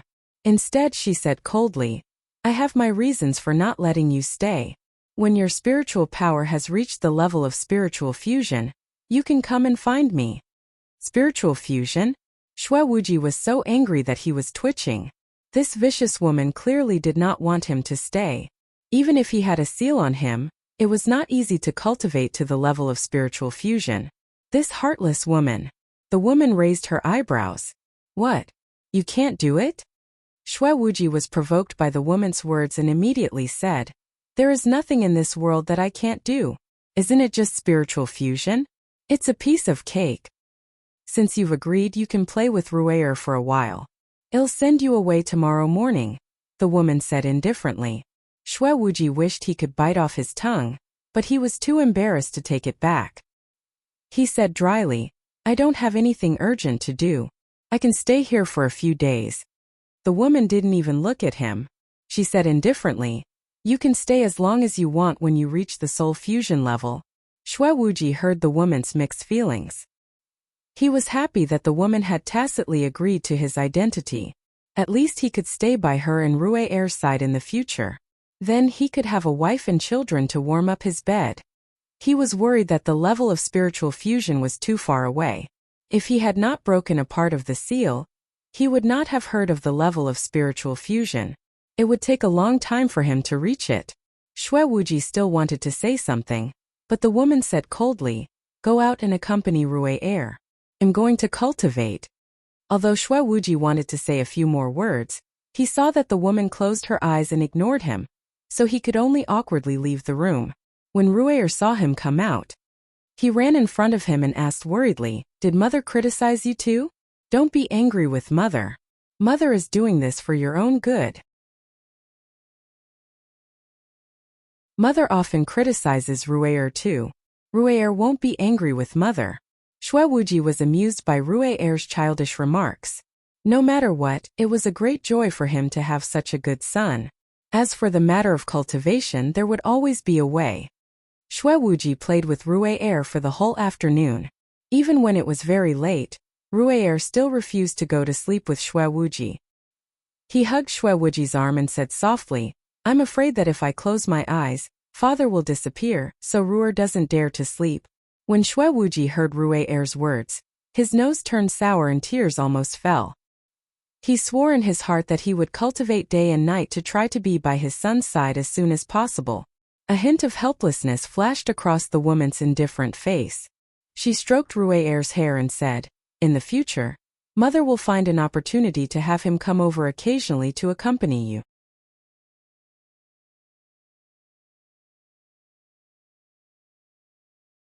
Chapter 3587. I want to put on some clothes for you. Hearing the woman's words, Xue Wuji's heart bloomed with joy. He looked at the woman with eager eyes. Did this mean that he could stay here without having to cultivate to the level of soul fusion? The woman ignored him. After some persuasion, she coaxed Ru'er to wash up and fall asleep. Xue Wuji had been sitting by the bed, looking at the woman and Ru'er in a daze. He felt that his heart was filled with happiness. If only time had been frozen at this moment forever. The woman must have guessed his thoughts, he said coldly. It can only be on a specific day. Moreover, the talisman I used is a random teleportation. We might not meet each other, so don't think too much. What I said just now was just to comfort Ru'er.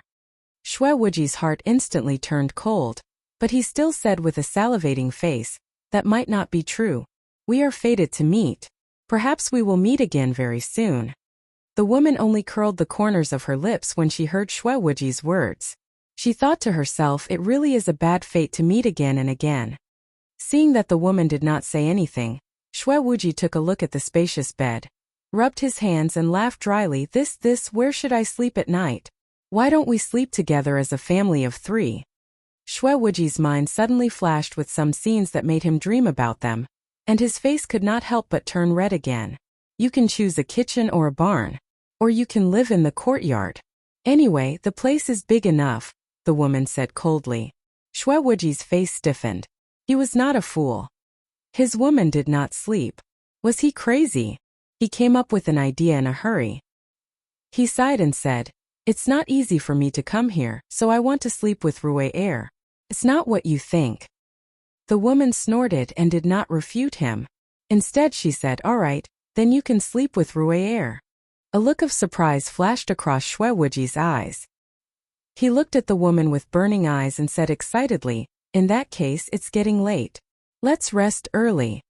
The woman glanced at him coldly. "You can rest. I'll meditate and cultivate on the ground tonight." Shue Wuji.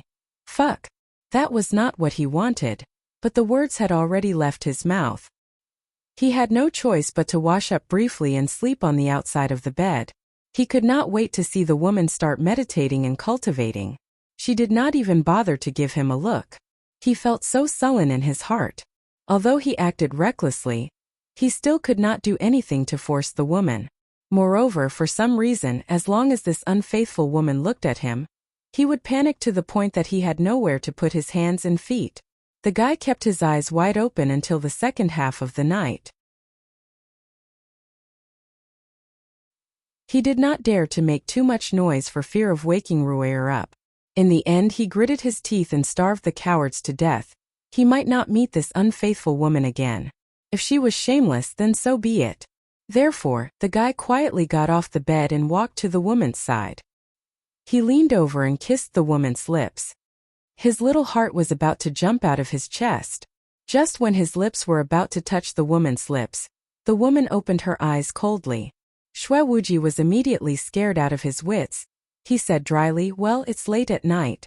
I was afraid that you would catch a cold, so I wanted to put some clothes on you." The woman snorted lightly. "With your mouth." Shue Wuji's face instantly turned as red as a monkey's butt. He said embarrassedly, I that. Shue Wuji's words stopped abruptly because a pair of slightly cold lips kissed his lips.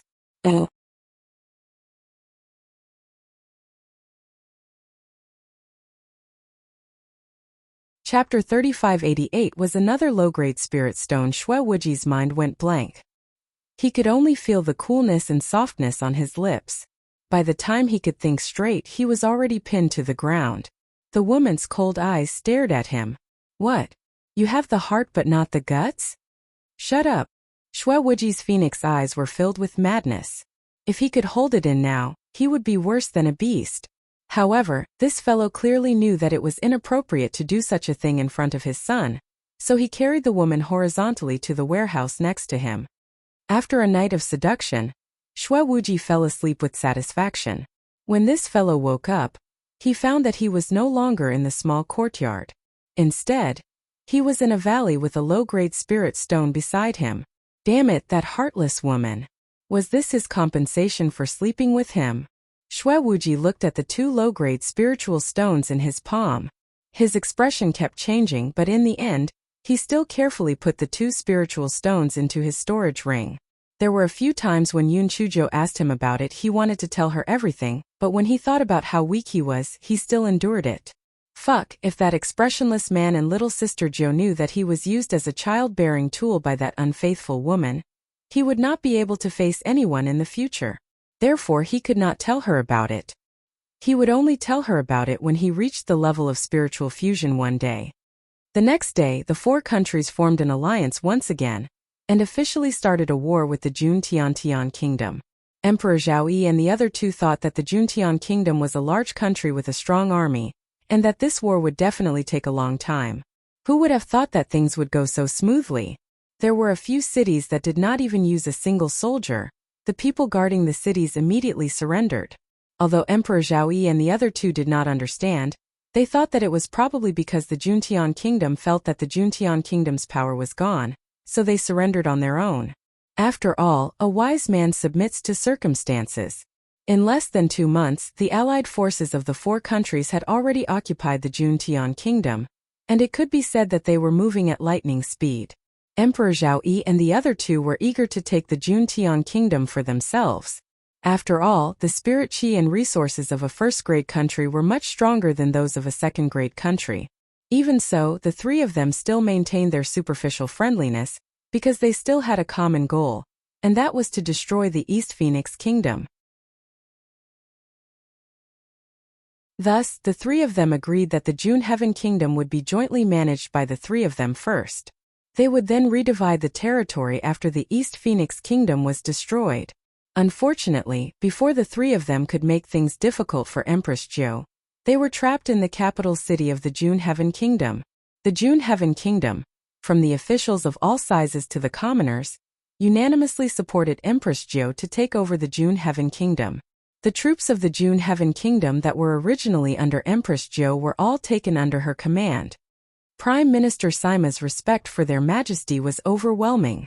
Oh God, how did their majesty do it? Why did the people of the June Tian Kingdom agree with their majesty so much? Could it be because their majesty was good-looking? How could he know that the people of the June Tian Kingdom were so obedient because their children were all subordinates of a certain king? Furthermore, a certain king still had the evidence of the children signing their names and pledging their loyalty, so their parents naturally had no choice but to submit. Furthermore, who did not do what the emperor did? Empress Jo gave them very generous treatment, so they naturally submitted to Empress Jo. Empress Jo did not make things difficult for Emperor Zhao and the other two.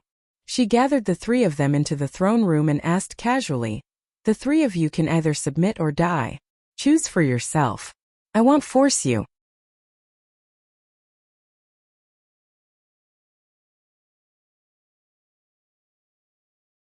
Chapter 3589. Where did you get a son? Emperor Zhao and the other two were so angry that their noses almost went crooked.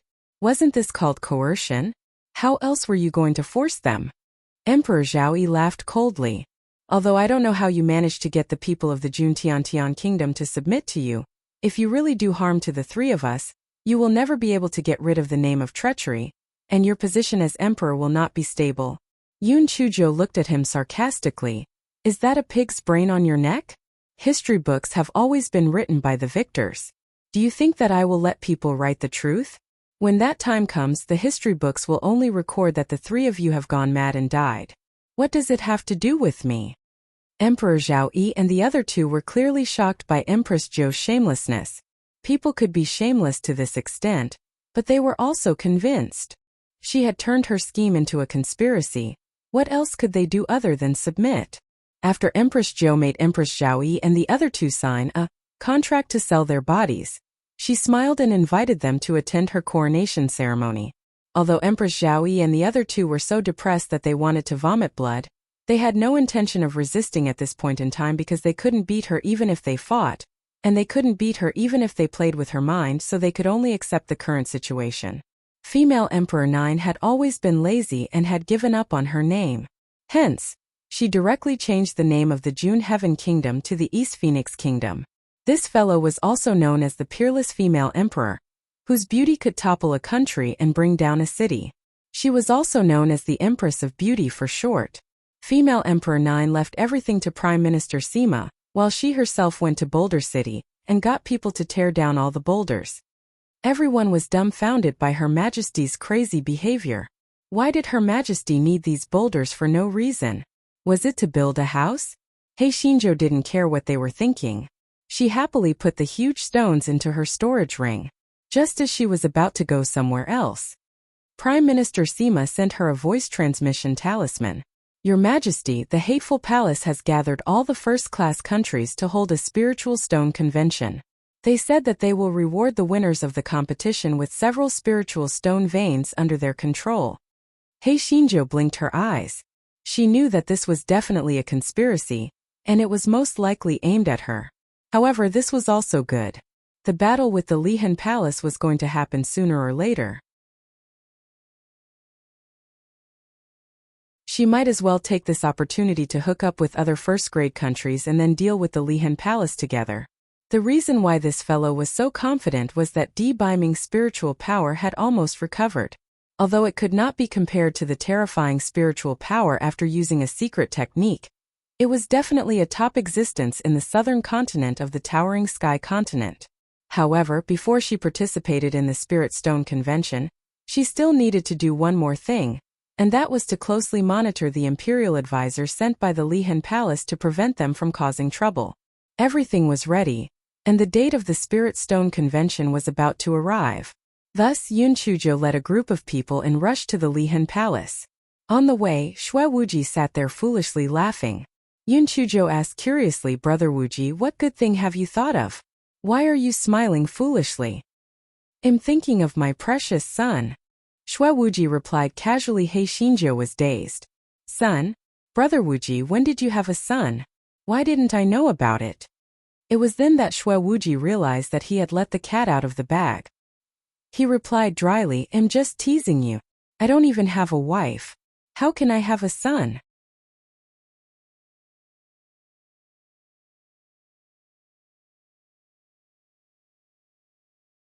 Chapter 3590 would get lost sooner or later. Yun Chujo looked at Xue Wuji suspiciously. No matter how she looked at it, she felt that he was lying. This fellow knew that if Xue Wuji did not want to tell her, it would be useless even if she interrogated him. Thus he blinked his eyes, he curled his lips and said, "Brother Wuji, it's not that my words are unpleasant, but look at all of us. Only you are still single. There's no need to talk about my Prince Charming. He's lucky to have me. The little madman has Jinji, but you're the only one who's alone. I'm really worried for you. If you have nothing to do, learn from my Prince Charming and the little madman. Otherwise, you'll be single for the rest of your life."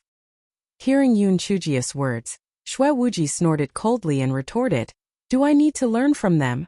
Not only do I have a wife, but my son can run all over the place." Xue Wuji's words not only stunned He Xinjiu and Enfeng, but even Di Baiming's calm face showed a hint of surprise. "Ha ha ha! Did you all believe it? You were all deceived by me. Ha ha ha!" Xue Wuji laughed loudly to hide his annoyance. Seriously, why did little Jiu's sister provoke him and let the cat out of the bag? Yun Chujo looked carefully at Xue Wuji's expression and felt that what he said was true. Then she recalled his usual abnormal behavior, which made her doubt him even more. However, she knew that Xue Wuji was trying so hard to cover up, so there must be something he was hiding. She could not force him, so she said a few words perfunctorily and then changed the topic. Seeing that Yun Chujo did not mention it anymore, Xue Wuji could not help but feel relieved. He had to be more careful in the future, otherwise little sister Jo would be as smart as a monkey, and she would definitely be exposed. Yun Chujo returned to her cabin. The more she thought about it, the more she felt that what Xue Wuji said was true. Brother Wuji's children had all run away. Damn it, Wuji's head child was already so big. Yet she did not even come to Kuai Shui, let alone little monkey. He Xinjiu immediately cursed the Guai Chao in her dantian 108 times. Guai Chao said, "Go ahead and scold me. I'm already used to it. There will always be a few days every month." He Xinjiu cursed Guai Chao, but she still felt quite aggrieved. Therefore, she secretly went to Di Baiming's cabin, pushed the door open and walked in. Di Baiming, who was meditating, opened his eyes and looked at her. "Don't you know how to knock when you enter?" "I don't know," a certain Zhou said confidently. Di Baiming. What else could he say when he met such a scoundrel? "What's the matter? Can't I look for you if there's nothing? You're my fiancé. I can look for you whenever I want. If you chase me out, I'll cry for you to see," a certain Zhou said with her hands on her hips. Di Baiming. What kind of madness is this? He Xinjiu moved to Di Baiming's side and let out a long sigh. "Prince Charming, you said that the black chicken's head is everywhere. How are we doing? We can't even get out of bed. My heart is almost broken." Di Baiming said indifferently, "You will get out of here sooner or later. It's useless even if your heart is broken into hundreds of pieces." He Xinjiu almost spat out a mouthful of blood. She was so angry that she threw Di Baiming to the ground. There was still no change on the face of a certain lord. He tightened his hands under his sleeves and said coldly, "What are you going to do now? I still need to cultivate. Get out of the way."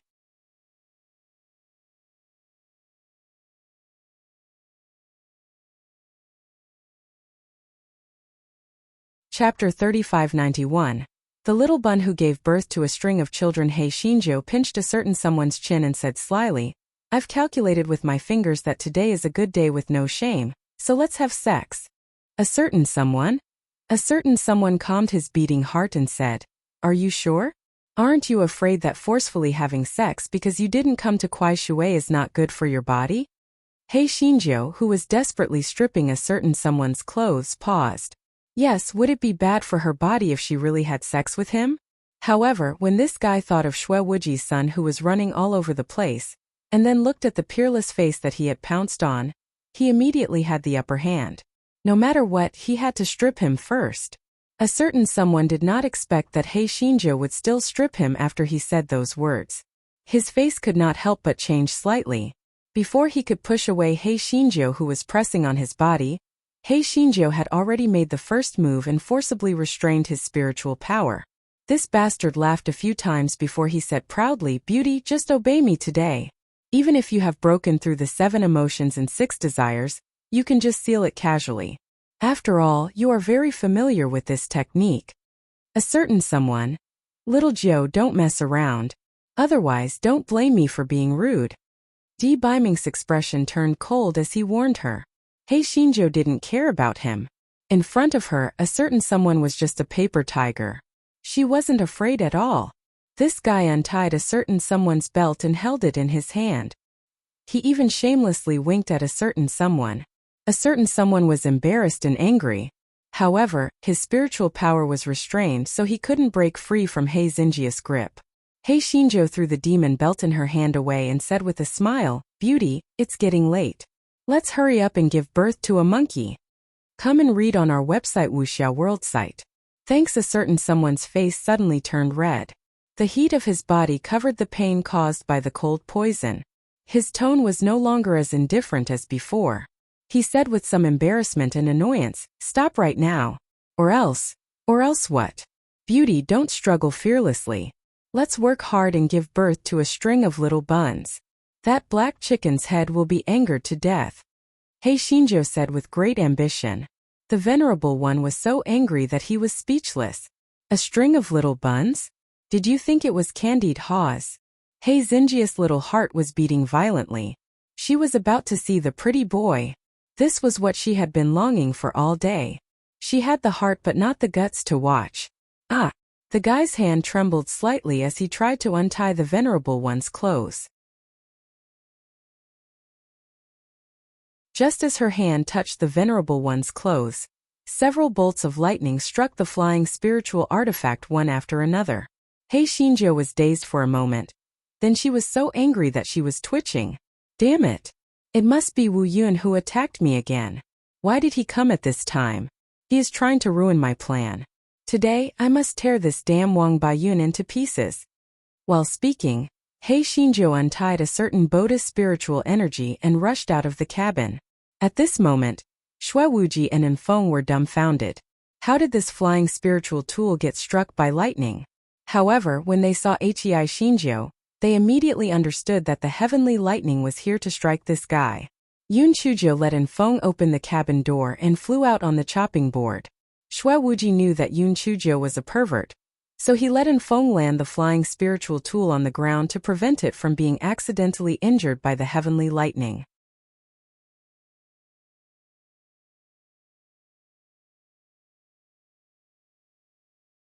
Chapter 3592. I will tear Wu Yun apart with my bare hand. Shui Wuji and the others had a few flying spirit tools behind them. It was Prime Minister Sima and the others. Prime Minister Sima had guessed that this was another strike from the heavenly lightning the moment he saw it. Speaking of which, the physique of their emperor's lightning strike was truly a little troublesome. He hurriedly let the flying spirit tool land and stared into the distance with a perturbed heart. He hoped that their emperor would not be struck to another place this time. Otherwise, he would not be able to handle this spirit stone convention. Not to mention the Li Hen Palace, which was eyeing him like a tiger eyeing its prey. Just as Prime Minister Sima was thinking this, he saw a flying spirit tool quickly rush into the sky from the ground. Several bolts of lightning struck the flying spirit tool, illuminating the night sky as if it was daytime. Prime Minister Sima was very puzzled. Could it be that His Majesty could not even pilot a flying spirit tool? You should hurry up and run. Only then can you walk the thunder. Why are you still rushing towards Wu Yun? Aren't you looking for a split? Just as Prime Minister Sima was feeling puzzled in his heart, He heard His Majesty fiercely shout, "Damn it, damned Wang Bayun! I told you to ruin my good deed. I told you not to come early or late, but you had to come now. Today I will tear you into pieces." Prime Minister Sima staggered and fell to the ground with a thud. It was over, their emperor had gone mad. He wanted to tear Wu Yun into pieces? This was simply the words of a madman. Not only him, almost everyone present thought that Yun Chujiu had gone mad. Since ancient times, heavenly thunder had always been supreme. When it was mentioned, everyone's expression changed when they heard it. Their Majesty actually wanted to tear Wu Yun apart with his bare hands? This was really courting death. Come and read on our website Wuxia World site. Thanks. When Wu Yun in the sky saw He Xinjia's flying spirit tool flying towards it, his heart was also dumbfounded. What did this smelly girl say? She wanted to tear it apart with her bare hands? Was she crazy? The higher the altitude, the greater the power of the heavenly lightning. Not to mention whether she could withstand it or not, even this flying spirit tool was unable to withstand it. She had no way of touching it, let alone tearing it apart. As expected, after Wu Yun struck the flying spiritual device with several heavenly lightning bolts, the flying spiritual device fell to the ground with black smoke rising from it. He Xinjia was so angry that she was twitching. She had forgotten about this. After the flying spiritual device landed on the ground, it blinked its eyes, patted its nearest chest, and said with a face full of fear, "Damn, I was really out of my mind just now." The heavenly lightning bolts are getting more and more powerful. If I go up there, wouldn't I be courting death? Fortunately, Wu Yun is also stupid. Otherwise, my life would be in danger. Hearing He Xinjia's mutterings, Wu Yun was so frustrated that he wanted to cry out loud. Yes, why was it so stupid? It should not have hacked at her flying spiritual artifact just now. Wouldn't it be easier to kill her when she flew up? Just as Wu Yun was feeling frustrated, the little girl said to herself again, "Humph, I am really putting on airs for others to destroy my own spirit. What can a broken cloud do? No matter how close I get to it, it won't dare to do anything to me." Immediately after, Wu Yun saw the little girl summon another flying spirit tool and fly towards it. Wu Yun's heart was filled with joy. This stinky girl really overestimated herself. This was a heaven-sent opportunity. This time it would definitely strike her with all the power of lightning. It would definitely be able to kill her. Wu Yun nervously and excitedly stared at the flying spirit tool that was continuously approaching it. Closer, closer, closer. It had to hit it with one strike. Only this way could it ensure that it would kill that damn stinky girl.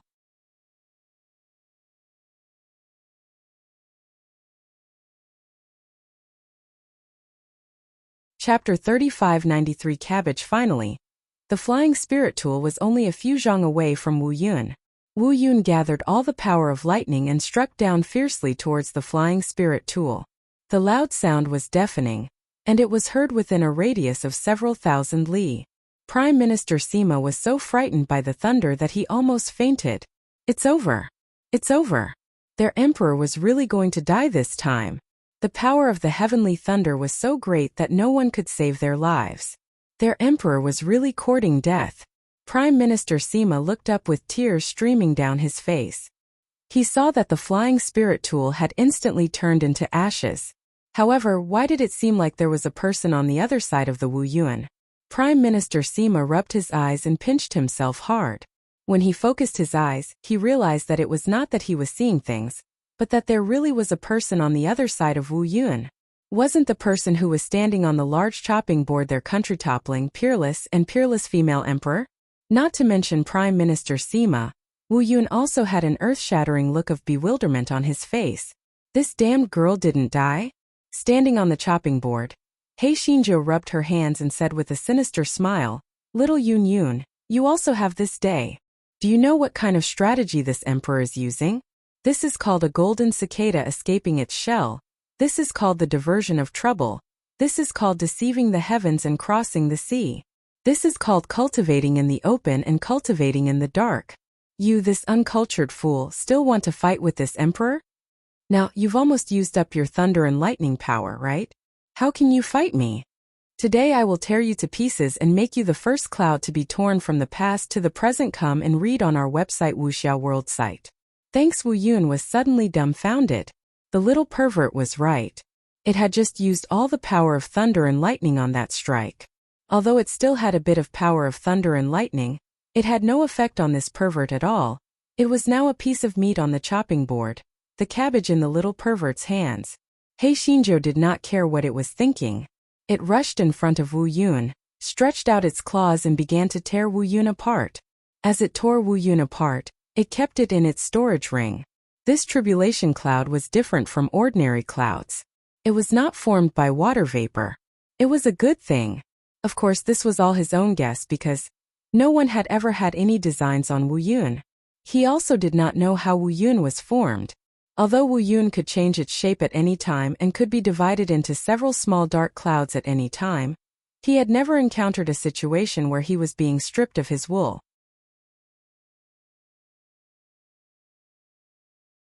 Hei Xinzhou did not care what Wu Yun was thinking.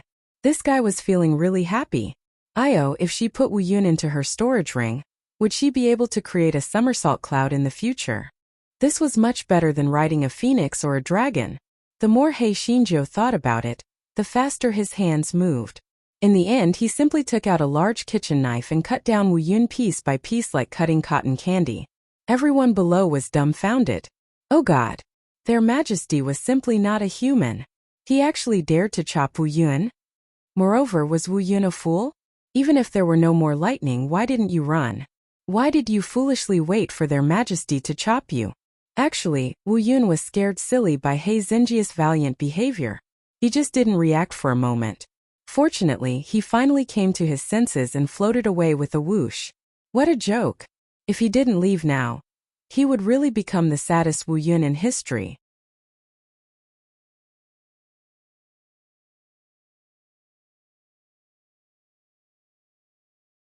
Chapter 3594 was not bad. Hei Xinzhou saw Wu Yun floating away and ordered the chopping board to chase after him. Wang Baiyun, stop right there. I haven't finished chopping yet. Wu Yun was both angry and afraid. How could there be such a pervert in the world? Therefore, he floated even faster. Yun Chuzhou saw that Wu Yun was drifting further and further away. She cursed angrily. Wang Baiyun, if you have the ability, don't let me see you in the future. Otherwise, I will chop you every time I see you. Wu Yun trembled a few times and drifted even faster. Seeing that Wu Yun had drifted away, Yun Chuzhou shouted to the people below, "Continue to set off." Prime Minister Sima and the others were all dumbfounded. Their emperor had scared Wu Yun away? Oh God! Their emperor was simply inhuman. Everyone boarded the flying spiritual device in a daze and continued to move forward. Xue Wuji moved closer to Hei Xinzhou. He gave her a thumbs up. Little sister Jiu, there is only one person that I admire in my life, and that is you. You are too bold. You even dared to slash Wu Yun. Aren't you afraid that it will strike you with all the power of lightning? Yun Chuzhou said casually, I have already thought of a way to escape. That stupid cloud won't be able to do anything to me. Although this fellow said so, she was actually a little scared. Just now, she was completely blinded by anger because she was disturbed by Wu Yun when she was looking at the pretty boy's pot. Indeed, the word lecture hurt people a lot. When this fellow thought of this, she subconsciously looked at the expression of a certain honored guest beside her. She saw that the cold air on a certain honored guest's body was almost tangible. Obviously, he was still angry with her. Seeing this fellow said a few words perfunctorily. She hurriedly went into her cabin to prevent a certain one from settling the score with her. Come and read on our website Wuxiao World site. Thanks. This fellow leaned against the door and listened. Seeing that Di Biming did not chase after her, she immediately let out a long breath. As expected, impulsiveness was a devil. She would not dare to do this next time. This fellow thought of the matter from before. Although it was very satisfying to have Wu Yun scared away by her, the depressing thing was that she could not absorb the power of lightning, so she could not break through. It was simply not worth it. Just when the guy was depressed, he remembered that he had cut down some of Wu Yun in his storage ring. He could not help but open his storage ring and take out Wu Yun. The dark clouds had automatically gathered into a small dark cloud the size of an oil paper umbrella. Hei Xinzhou could not help but mutter, I cut down so many of them, but how did they become so small? The guy pinched and pinched it with his hands. It was an indescribable feeling. It felt like cotton, lighter than cotton and somewhat soft. Hei Xinzhou was immediately amused. This thing would probably be a good quilt. It was light and soft, but it was a little too small. She would definitely make more of it the next time she encountered Wu Yun. Therefore, this guy laid Wu Yun on the bed and then lay on it. He rolled around comfortably. This thing was really good. This guy was tired after a round of torture and fell asleep in a daze. The dark clouds that were pressed down by her floated out from under Hei Xinjia's body and gathered into a small dark cloud again. Then they floated towards the cabin door. Just as Wu Yun was about to escape from the cabin door, Hei Xinzhou felt a pain in her dantian. Then she opened her eyes in confusion and saw Wu Yun, who was about to escape from prison. Wu Yun did not care about anything else. He jumped to the door and pulled Wu Yun back. Damn! Where do you want to go? Are you looking for that bastard? Of course, Wu Yun would not answer her. Hei Xinzhou held her chin and pondered. Logically speaking, Wu Yun was only a part of that bastard and should not have any spiritual sense. Could it be Wang Bayun's doing?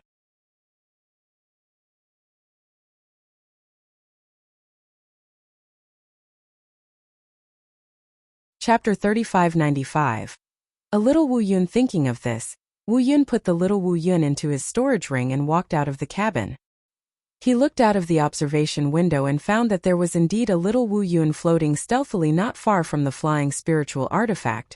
It was the bastard Yun that had struck her during the day. Hei Xinzhou curled her lips, opened the observation window and said with a smile, My dear little Yun Yun, did you miss me? Why are you back?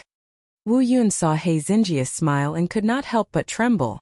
Damn little pervert. It was not missing her. It wanted to summon back the cloud wings that the little pervert had cut off. Every dark cloud was made of a cloud core and a number of cloud wings. The more cloud wings there were, the higher the grade of the dark cloud. These cloud wings were all painstakingly cultivated by it.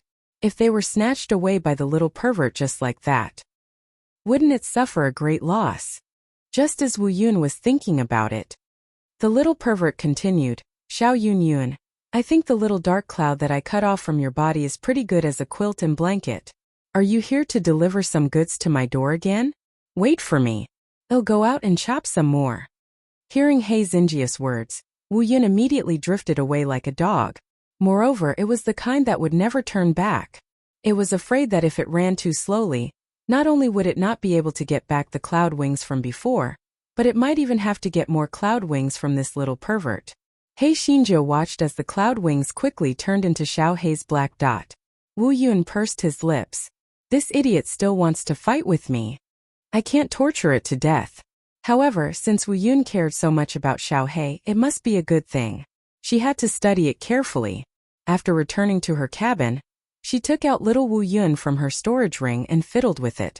In the end, she gritted her teeth and pricked her index finger with a needle in pain, dripping blood on little Wu Yun. The fellow stared at little Wu Yun. She thought that there would be some miracle, but there was nothing out of the ordinary. Little Wu Yun was still lying weakly on the bed. No matter how Hei Xinzhou pinched her, there was no reaction at all. Hei Xinzhou was instantly discouraged. Come and read on our website Wuxia World site. Thanks. It seemed that although little Wu Yun might be a treasure, it was useless to her. It was a waste of effort. The guy yawned and fell asleep on little Wu Yun. What the guy didn't know was that not long after she fell asleep, countless purple dots rushed into the cabin from all directions, all rushing into little Wu Yun's body. The next morning, Hei Xinzhou opened her eyes and stretched her back. Then she saw a little Wu Yun floating above her head. To be exact, it was a little Wu Yun that was slightly purple in color. When little Wu Yun saw Yun Chuzhou looking at it, it even trembled cheerfully and floated around Hei Xinzhou happily. Hei Xinzhou. The wool that was plucked had turned into a spirit. How did it break? While Hei Xinzhou was still in a daze, she felt a faint trace of joy in her spiritual sense. It was clearly Wu Yun's emotion. Did this mean that she had taken in a little Wu Yun? The guy was stunned for a while before he jumped up and said to Wu Yun, Little Wu Yun, let's go and show off with master. The guy opened the cabins, and with a little dark cloud above his head, he shouted arrogantly, Prince Charming, Brother Wu Ji, little madman, come out quickly. I want to show you something good. Di Biming and the other two were attracted by the guy's shout, and then they looked at the little dark cloud flying above He Xinjiu with their mouths agape.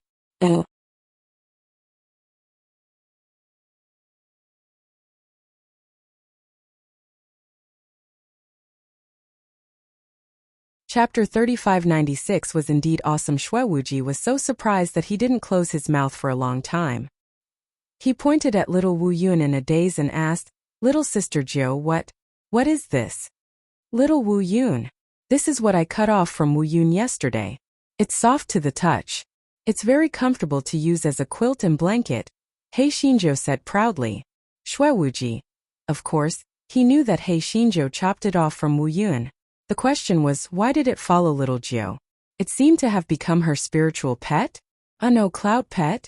He Xinjiu waved her hand and held little Wu Yun in her arms. Then she said smugly, Come here and touch it.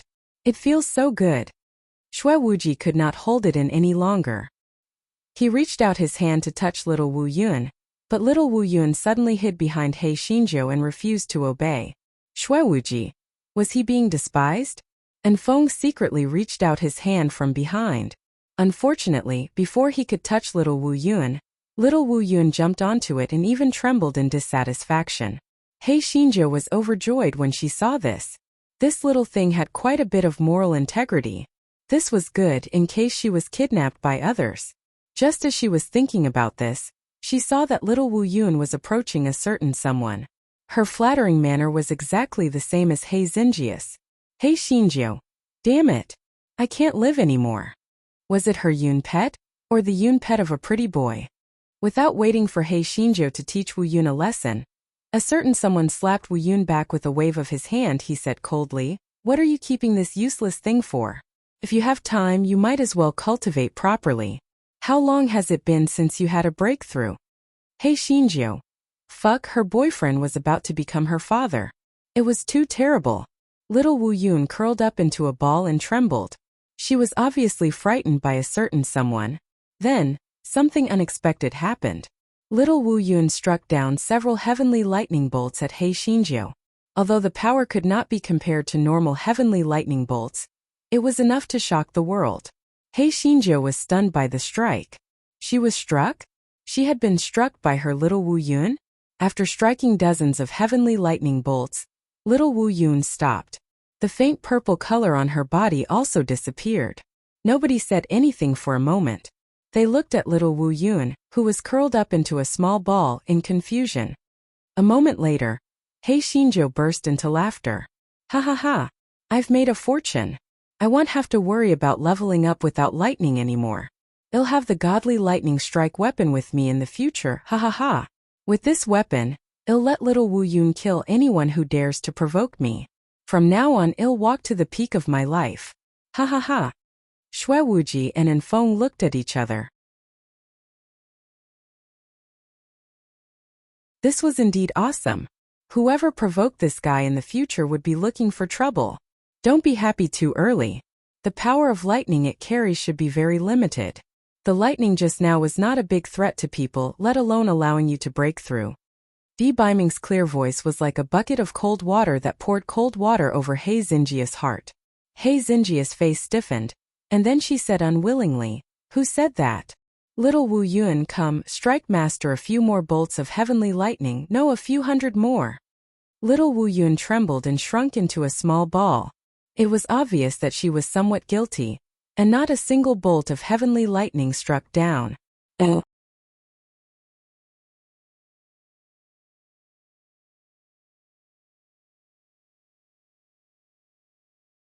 Chapter 3597. I'm really grateful to you. He Xinjiu's mood was like falling into a muddy pond from the clouds. She was so angry that she poked little Wu Yun and cursed, You useless thing. Can you only hack dozens of weak little heavenly lightning bolts? Little Wu Yun trembled. Although she could not speak, He Xinjiu could feel that little Wu Yun was very wronged. It was rare for He Xinjiu to have a conscience. She did not scold little Wu Yun anymore. Instead, she comforted herself. Although this little Wu Yun is a little weak, it can at least gather lightning. This little Wu Yun can gather more lightning and strike me whenever it's free. It's not bad. Moreover, this thing can be used as a blanket and blanket. It's light and gentle. It's not bad. Most importantly, I can use it to annoy Wu Yun and use it to seduce Wu Yun. It's simply wonderful. Di Baiming glanced at her indifferently. This little rascal was very easy to satisfy, and it had to be said that he was somewhat not annoying. Xue Wuji was very cooperative. He said enviously, "Little sister Jiu, this little Wu Yun of yours is really not bad. Next time cut some more and give it to me." Xue Wuji felt that if Ruier saw this little Wu Yun, he would definitely like it very much. Perhaps that unfaithful woman would be more enthusiastic towards him. Before Yun Chujo could reply, she heard a certain cold voice saying, "If you want to chop me off yourself. Little Jiu, come and cultivate. Don't get involved with these useless things." He Xinzhou made a face at Di Baiming's back and followed a certain someone into the cabin slowly. As for the little Wu Yun, He Xinzhou scattered it. After all, she still needed it to absorb the power of lightning.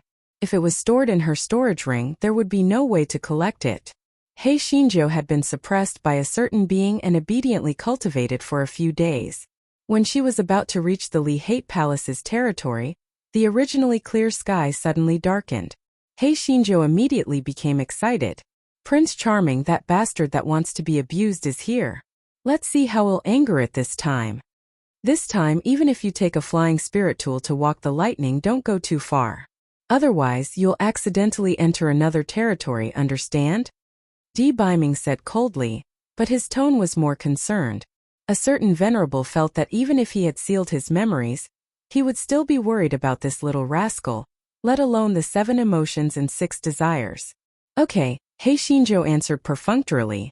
She rushed out of the cabin with a howl, carried little Wu Yun, and sat on the chopping board, landing on the ground. He Xinzhou released little Wu Yun, and then said to Wu Yun in the sky, "Hey, my dear little Wu Yun, look at what is floating above my head."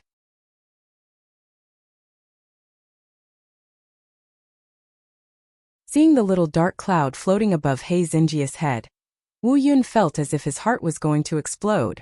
Fuck! Isn't that its cloud wings? Why did it fly without its command? And it seemed to have intelligence? What the fuck? Didn't they say that only the cloud cores could cultivate and control the cloud wings? Then what the hell was down there? Xiao Yunyun, I'm really grateful to you. First of all, without you working so hard and coming all the way here to attack me, I wouldn't have been able to level up and break through. Second of all, you even took the initiative to give me such a cute little Wu Yun. I'm really grateful to your ancestors. He Xinzhou said in anger. Wu Yun was so angry that he almost passed out. What did she mean by taking advantage of her and still acting like a good girl? This stinky girl was. She was really angered to death.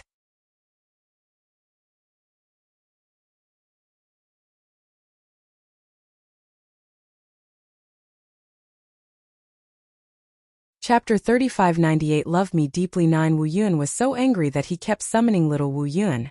Unfortunately, it was of no use at all.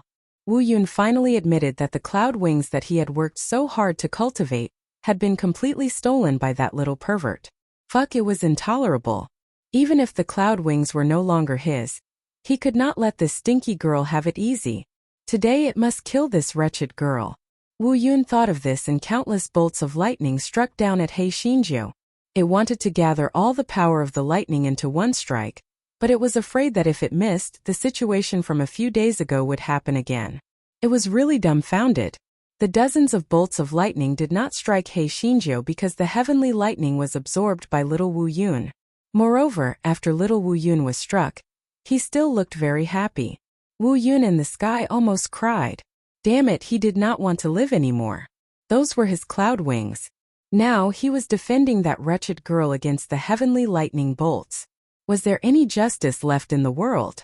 He Xinzhou, on the other hand, was overjoyed. She pointed at Wu Yun in the sky and said with a smile, Wu Yun, I knew you loved me. And you loved me so deeply. That's why you gave Wu Yun to me. I love you too. Wu Yun. Love my ass. Even if you had Yun Yi, who was always trying to help others, You would not be able to escape today. Although Yuni could absorb lightning, it was still very weak. There was a limit to how much it could absorb. Today you would be dead for sure. Therefore, Wu Yun continued to crack and crack. The earth-shattering array scared Prime Minister Sima and the others so much that they were shivering. Oh God! What did Their Majesty do this time? I wonder if Their Majesty will be able to keep his little life this time? After a while, the color of the little Wu Yun turned dark purple. It had already reached its saturation state and was unable to absorb any more lightning. Seeing this, Hei Xinjiu put the little Wu Yun into her storage ring, and then released the little black bird and the little mushroom to continue absorbing the lightning. Wu Yun in the sky was so angry. Why were there so many strange things in this little pervert? And none of them were afraid of being struck by lightning. It was like seeing a ghost. After Xiao Hei Bird and Xiao Mogu had eaten their fill, Hei Xinjiu began to release De Hua. Most of Prime Minister Sima and the others had never seen De Hua before. When they saw the big black pig, they were all dumbfounded. Their Majesty was really not human.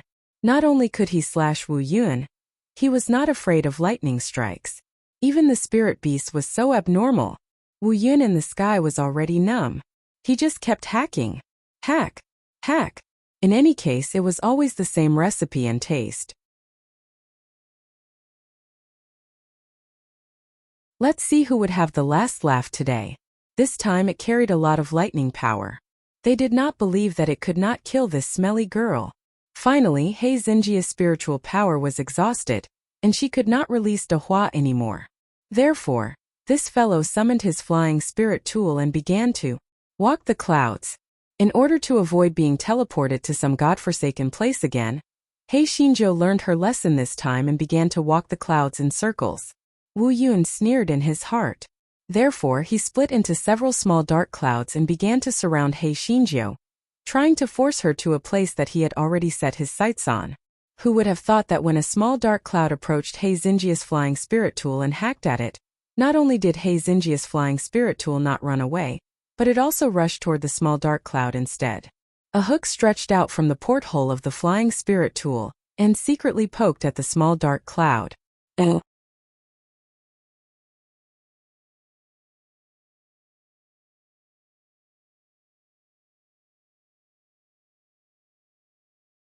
Chapter 3599 will form a team to destroy you in a few days. 9 Even though the little dark cloud kept hacking and hacking, it was still hooked by Hei Xinjia's hook and slowly approached the flying spirit tool. When Wu Yun saw it, he was scared out of his wits. This damned brat, wasn't she satisfied after taking away one of her cloud wings? She actually wanted to continue abducting her? How outrageous! Wu Yun hurriedly commanded the other little dark clouds to charge toward Hei Xinjia's flying spiritual artifact. Hundreds of heavenly lightning bolts struck down, and the hook turned into ashes in the blink of an eye. Hei Xinjia's flying spiritual artifact also fell to the ground with black smoke rising from it.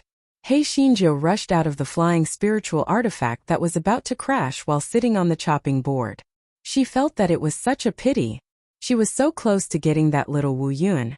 When she had the time, she had to think of a way to turn the 10,000-year-old black iron chain into a hook, so that she could hook the little Wu Yun. If the Wu Yun in the sky knew that this guy was not going to give up, it would probably want to smash into a wall. However, it was afraid that Hei Xinjiu would steal its cloud wings again, so it did not dare to scatter into little Wu Yun to drive it away. It could only gather into a big Wu Yun again and kept hacking at Hei Xinjia's flying spiritual artifact. Hei Xinjiu released the flying spirit tools one by one in pain. These were all money. However, fortunately, she was going to make a new profit soon. Not only did she want the spiritual stone lode, but the Lihan Palace would also be hers sooner or later. When that time came, she would be able to make a small fortune. This lightning strike lasted for a whole day and 2 nights. Hei Xinjiu lost dozens of flying spirit tools.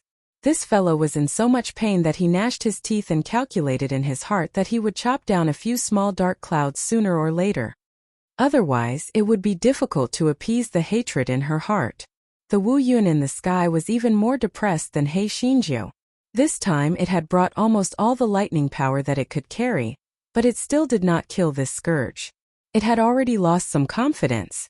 Such a scourge could not be killed, right? Unless they formed a team to chop her down. When Wu Yun thought of this, his heart immediately rejoiced. That's right, it was a single cloud, but it could totally gather some other Wu Yun. When the time came, he didn't believe that this smelly girl had so many flying spirit tools that could help her resist the lightning. That's right, let's do it. Smelly girl, just you wait. In a few days, we'll form a team to exterminate you. When Wu Yun thought of this, some of the depression in his heart disappeared, and he flew away valiantly. Hei Xinzhou looked at the way Wu Yun flew away, and she couldn't help but curl her lips. A defeated cloud actually had the face to show off? Was he crazy? However, this fellow was not in the mood to think about Wu Yun's matter now. He quickly sat down cross-legged and combed through the lightning spiritual power in his body. After a long while, this fellow had almost combed through the tyrannical lightning spiritual power in his body. Only then did he stand up. This time it might have taken a longer time to strike, so Hei Xinjia's spiritual power directly jumped from the first level to the 5th level. This guy happily adjusted his spiritual power to the 5th level, and then said to a certain god, "Prince Charming, did you see that? My little Wu Yun is still useful. At least he can help me withstand the heavenly thunder for a while."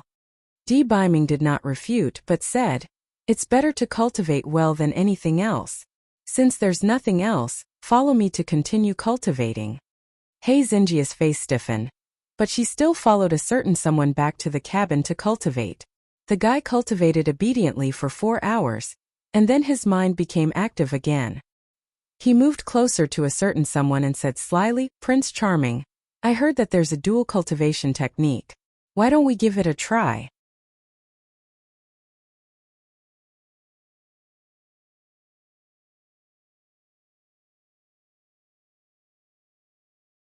Chapter 3600, Little Wu Yun Cough. Cough.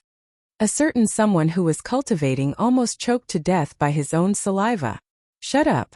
Cultivate properly or else, this lord will not follow you to the Li Hate Palace," a certain someone said coldly. Hei Xinzhou pursed her lips. Who was she trying to scare? She did not believe that the gigolo would ignore her. However, this guy did not dare to go too far. After all, he had not settled the previous incident with her yet. If she were to be punished for multiple crimes, she would be in big trouble. Therefore, this guy blinked his eyes and said, "I haven't slept for 2 nights. I'm really sleepy. I'll go back to my cabin and take a nap." Although Di Baiming knew that this guy was going to be lazy, he knew that she would be very tired after being struck by lightning for such a long time. Therefore, he nodded and agreed. Hei Xinzhou immediately went back to her cabin. She first ate and drank, then she washed up briefly and lay on the bed, ready to catch up on sleep. In a daze, this guy suddenly sat up. She had almost forgotten a big thing.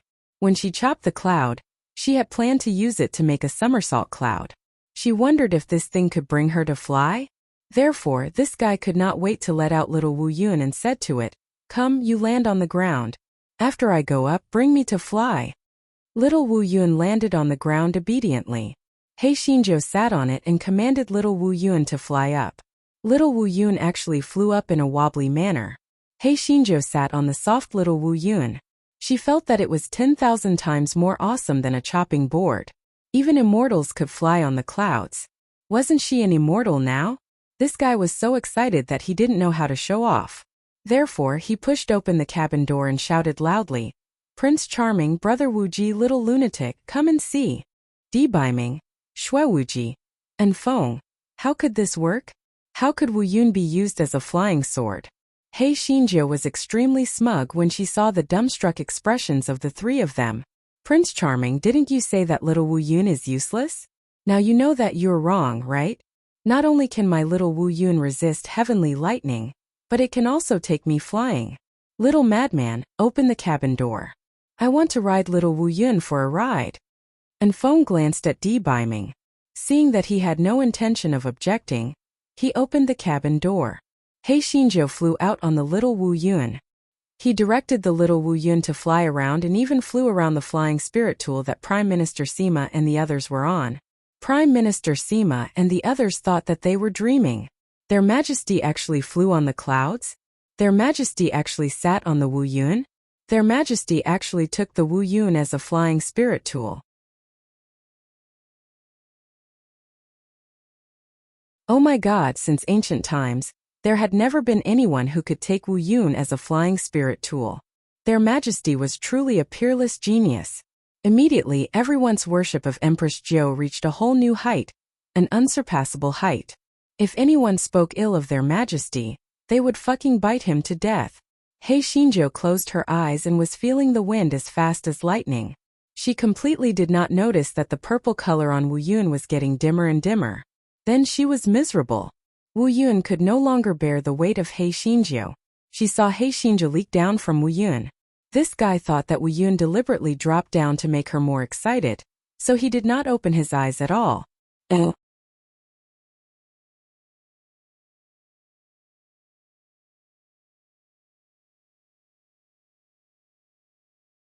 Chapter 3601. Cloud fishing hook D-Biming, who was inside the flying spiritual device, was so angry that he gritted his teeth.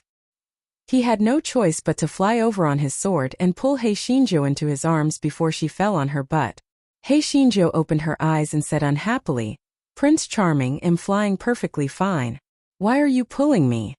D-Biming snorted coldly, "Flying perfectly fine? Do you want to fall to your death?" Hei Xinzhou then realized that she was very, very close to a mountain peak, and Wu Yun was huddled up by the side, trembling non-stop. It was obvious that he was a little guilty and very scared. Hei Xinzhou then recalled that the situation just now was not quite right. What was going on? The guy glared at little Wu Yun fiercely, and then returned to the flying spiritual artifact. Shui Wuji gloated, "Sister little Jiao, what are you playing at? Are you deliberately trying to get D-Biming to save the damsel in distress?" Hei Xinzhou glared at him and then dragged little Wu Yun, who was playing dead, over. She asked fiercely, "Tell me, what are you up to? Are you deliberately trying to kill me by falling?" Little Wu Yun trembled in grievance. It was a pity that it was unable to speak with its current intelligence. Otherwise it would definitely complain about being wronged. It had clearly warned in its spiritual sense. It was the master of Hei Xinzhou who did not notice it. How could it blame it? Hei Xinzhou gave little Wu Yun a good beating. Fortunately, little Wu Yun was soft. Otherwise, he would have long been tortured to death by this guy. This guy was holding his breath. He had gone out to show off, but now he had lost a lot of face. If it were not for the gigolo saving her, she might have fallen to her death. Shui Wuji could not help but sympathize with Wu Yun. It was really unlucky to have such a master. Hei Xinzhou finally withdrew her evil claws and asked a certain god, "Prince Charming, why do you think I fell down so suddenly?" D-Biming said indifferently, "I guess it needs the power of thunder and lightning to fly with you. When the power of thunder and lightning is not enough to support your weight, you will naturally fall down. Therefore, spiritual power is the foundation of everything. It's useless if you don't cultivate properly. Come, follow me to cultivate." Hei Xinzhou. Why did the pretty boy always turn to cultivation in the end no matter what she said? "Prince Charming, I'm sleepy. I'm going to sleep." Hei Xinzhou yawned and said, "Sleepy? Why weren't you sleepy before?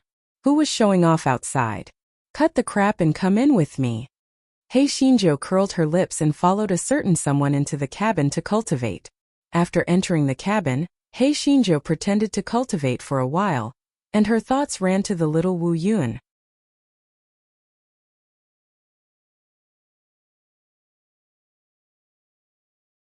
This little Wu Yun could only take her for a short while.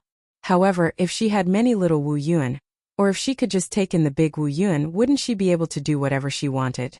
The more she thought about it, the more excited she became. Then she thought about what happened with the hook. Damn it, if she had a hook that could resist lightning strikes, she would be able to hook a lot of little Wu Yun. Her eyes suddenly lit up. The 10,000-year-old mysterious iron was extremely sturdy. It should be able to withstand the lightning for a while. Although the large kitchen knife and small flames weren't enough to break the 10,000-year-old black iron chain, it should be no problem to slowly shape the front end of the chain into the shape of a hook. Thus, the guy took out a 10,000-year-old black iron chain and began to sharpen the hook. A certain someone opened her eyes and glanced at the guy. She didn't say anything and just let her fiddle with the cloud fishing hook.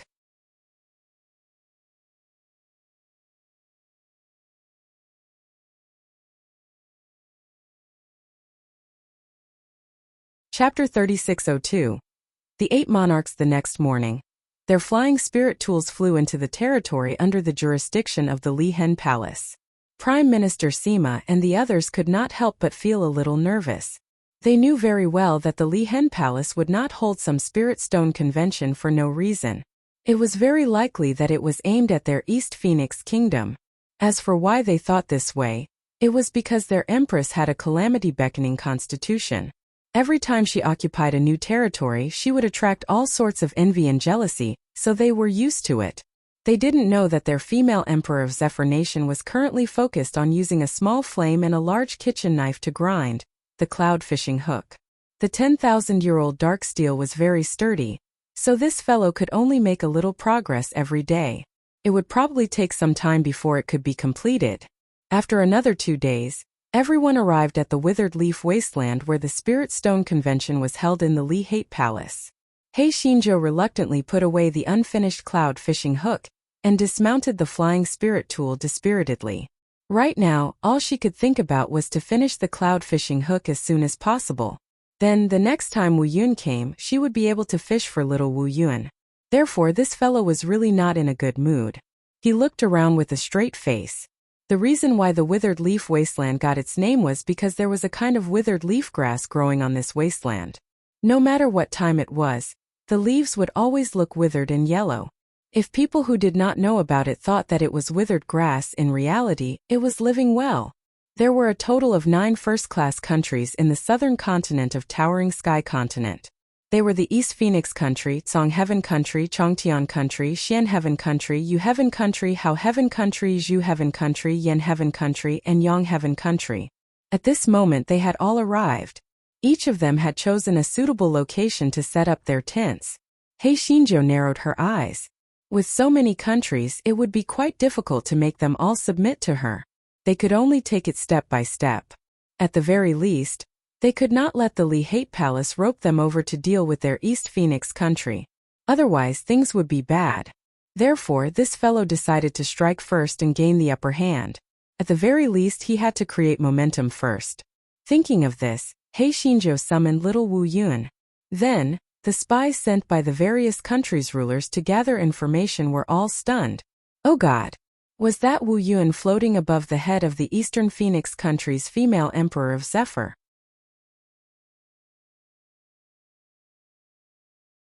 Wu Yun could fly so low? Why did Wu Yun keep following her? Perhaps they were mistaken. That was a spirit tool refined by the female emperor of Zephyr, but its appearance was very similar to Wu Yun. However, no matter what, Hei Xinzhou became famous in an instant. The other 8 nations' rulers were filled with curiosity towards the female emperor of Zephyr Nation, who had a dark cloud above her head. Therefore, when Hei Xinzhou sent people to invite these rulers to a banquet that night, no one refused and all of them eagerly came over to attend the banquet. Naturally, they weren't trying to give Hei Xinzhou face, but wanted to see what was going on with that so-called little Wu Yun. Could it really be Wu Yun? Empress Zhou was dressed in luxurious and exquisite red clothes. Her smile was light, and it truly stunned the other 8 country emperors. However, what made them even more fearful was the man in white sitting beside Empress Zhou. Was this the legendary fiancé of the Empress of the Zephyr Nation? The man's cold temperament made them not even dare to look at him. It was as if they could hardly breathe after looking at him. It was no wonder that the female emperor of Zephyr had gone from a third-grade country's daughter with a different surname to a first-grade country's ruler so quickly. It was likely that a large part of this was due to this fiancé. You're tuning into the Li Mei Sword of Destiny YouTube channel. We're so grateful for your support, and don't forget to subscribe to join us on this incredible journey through captivating stories. Your generosity through donations truly makes a world of difference, as it's the primary source of revenue that allows me to expand and enhance this channel for you. Thank you from the bottom of my heart for being a part of this adventure.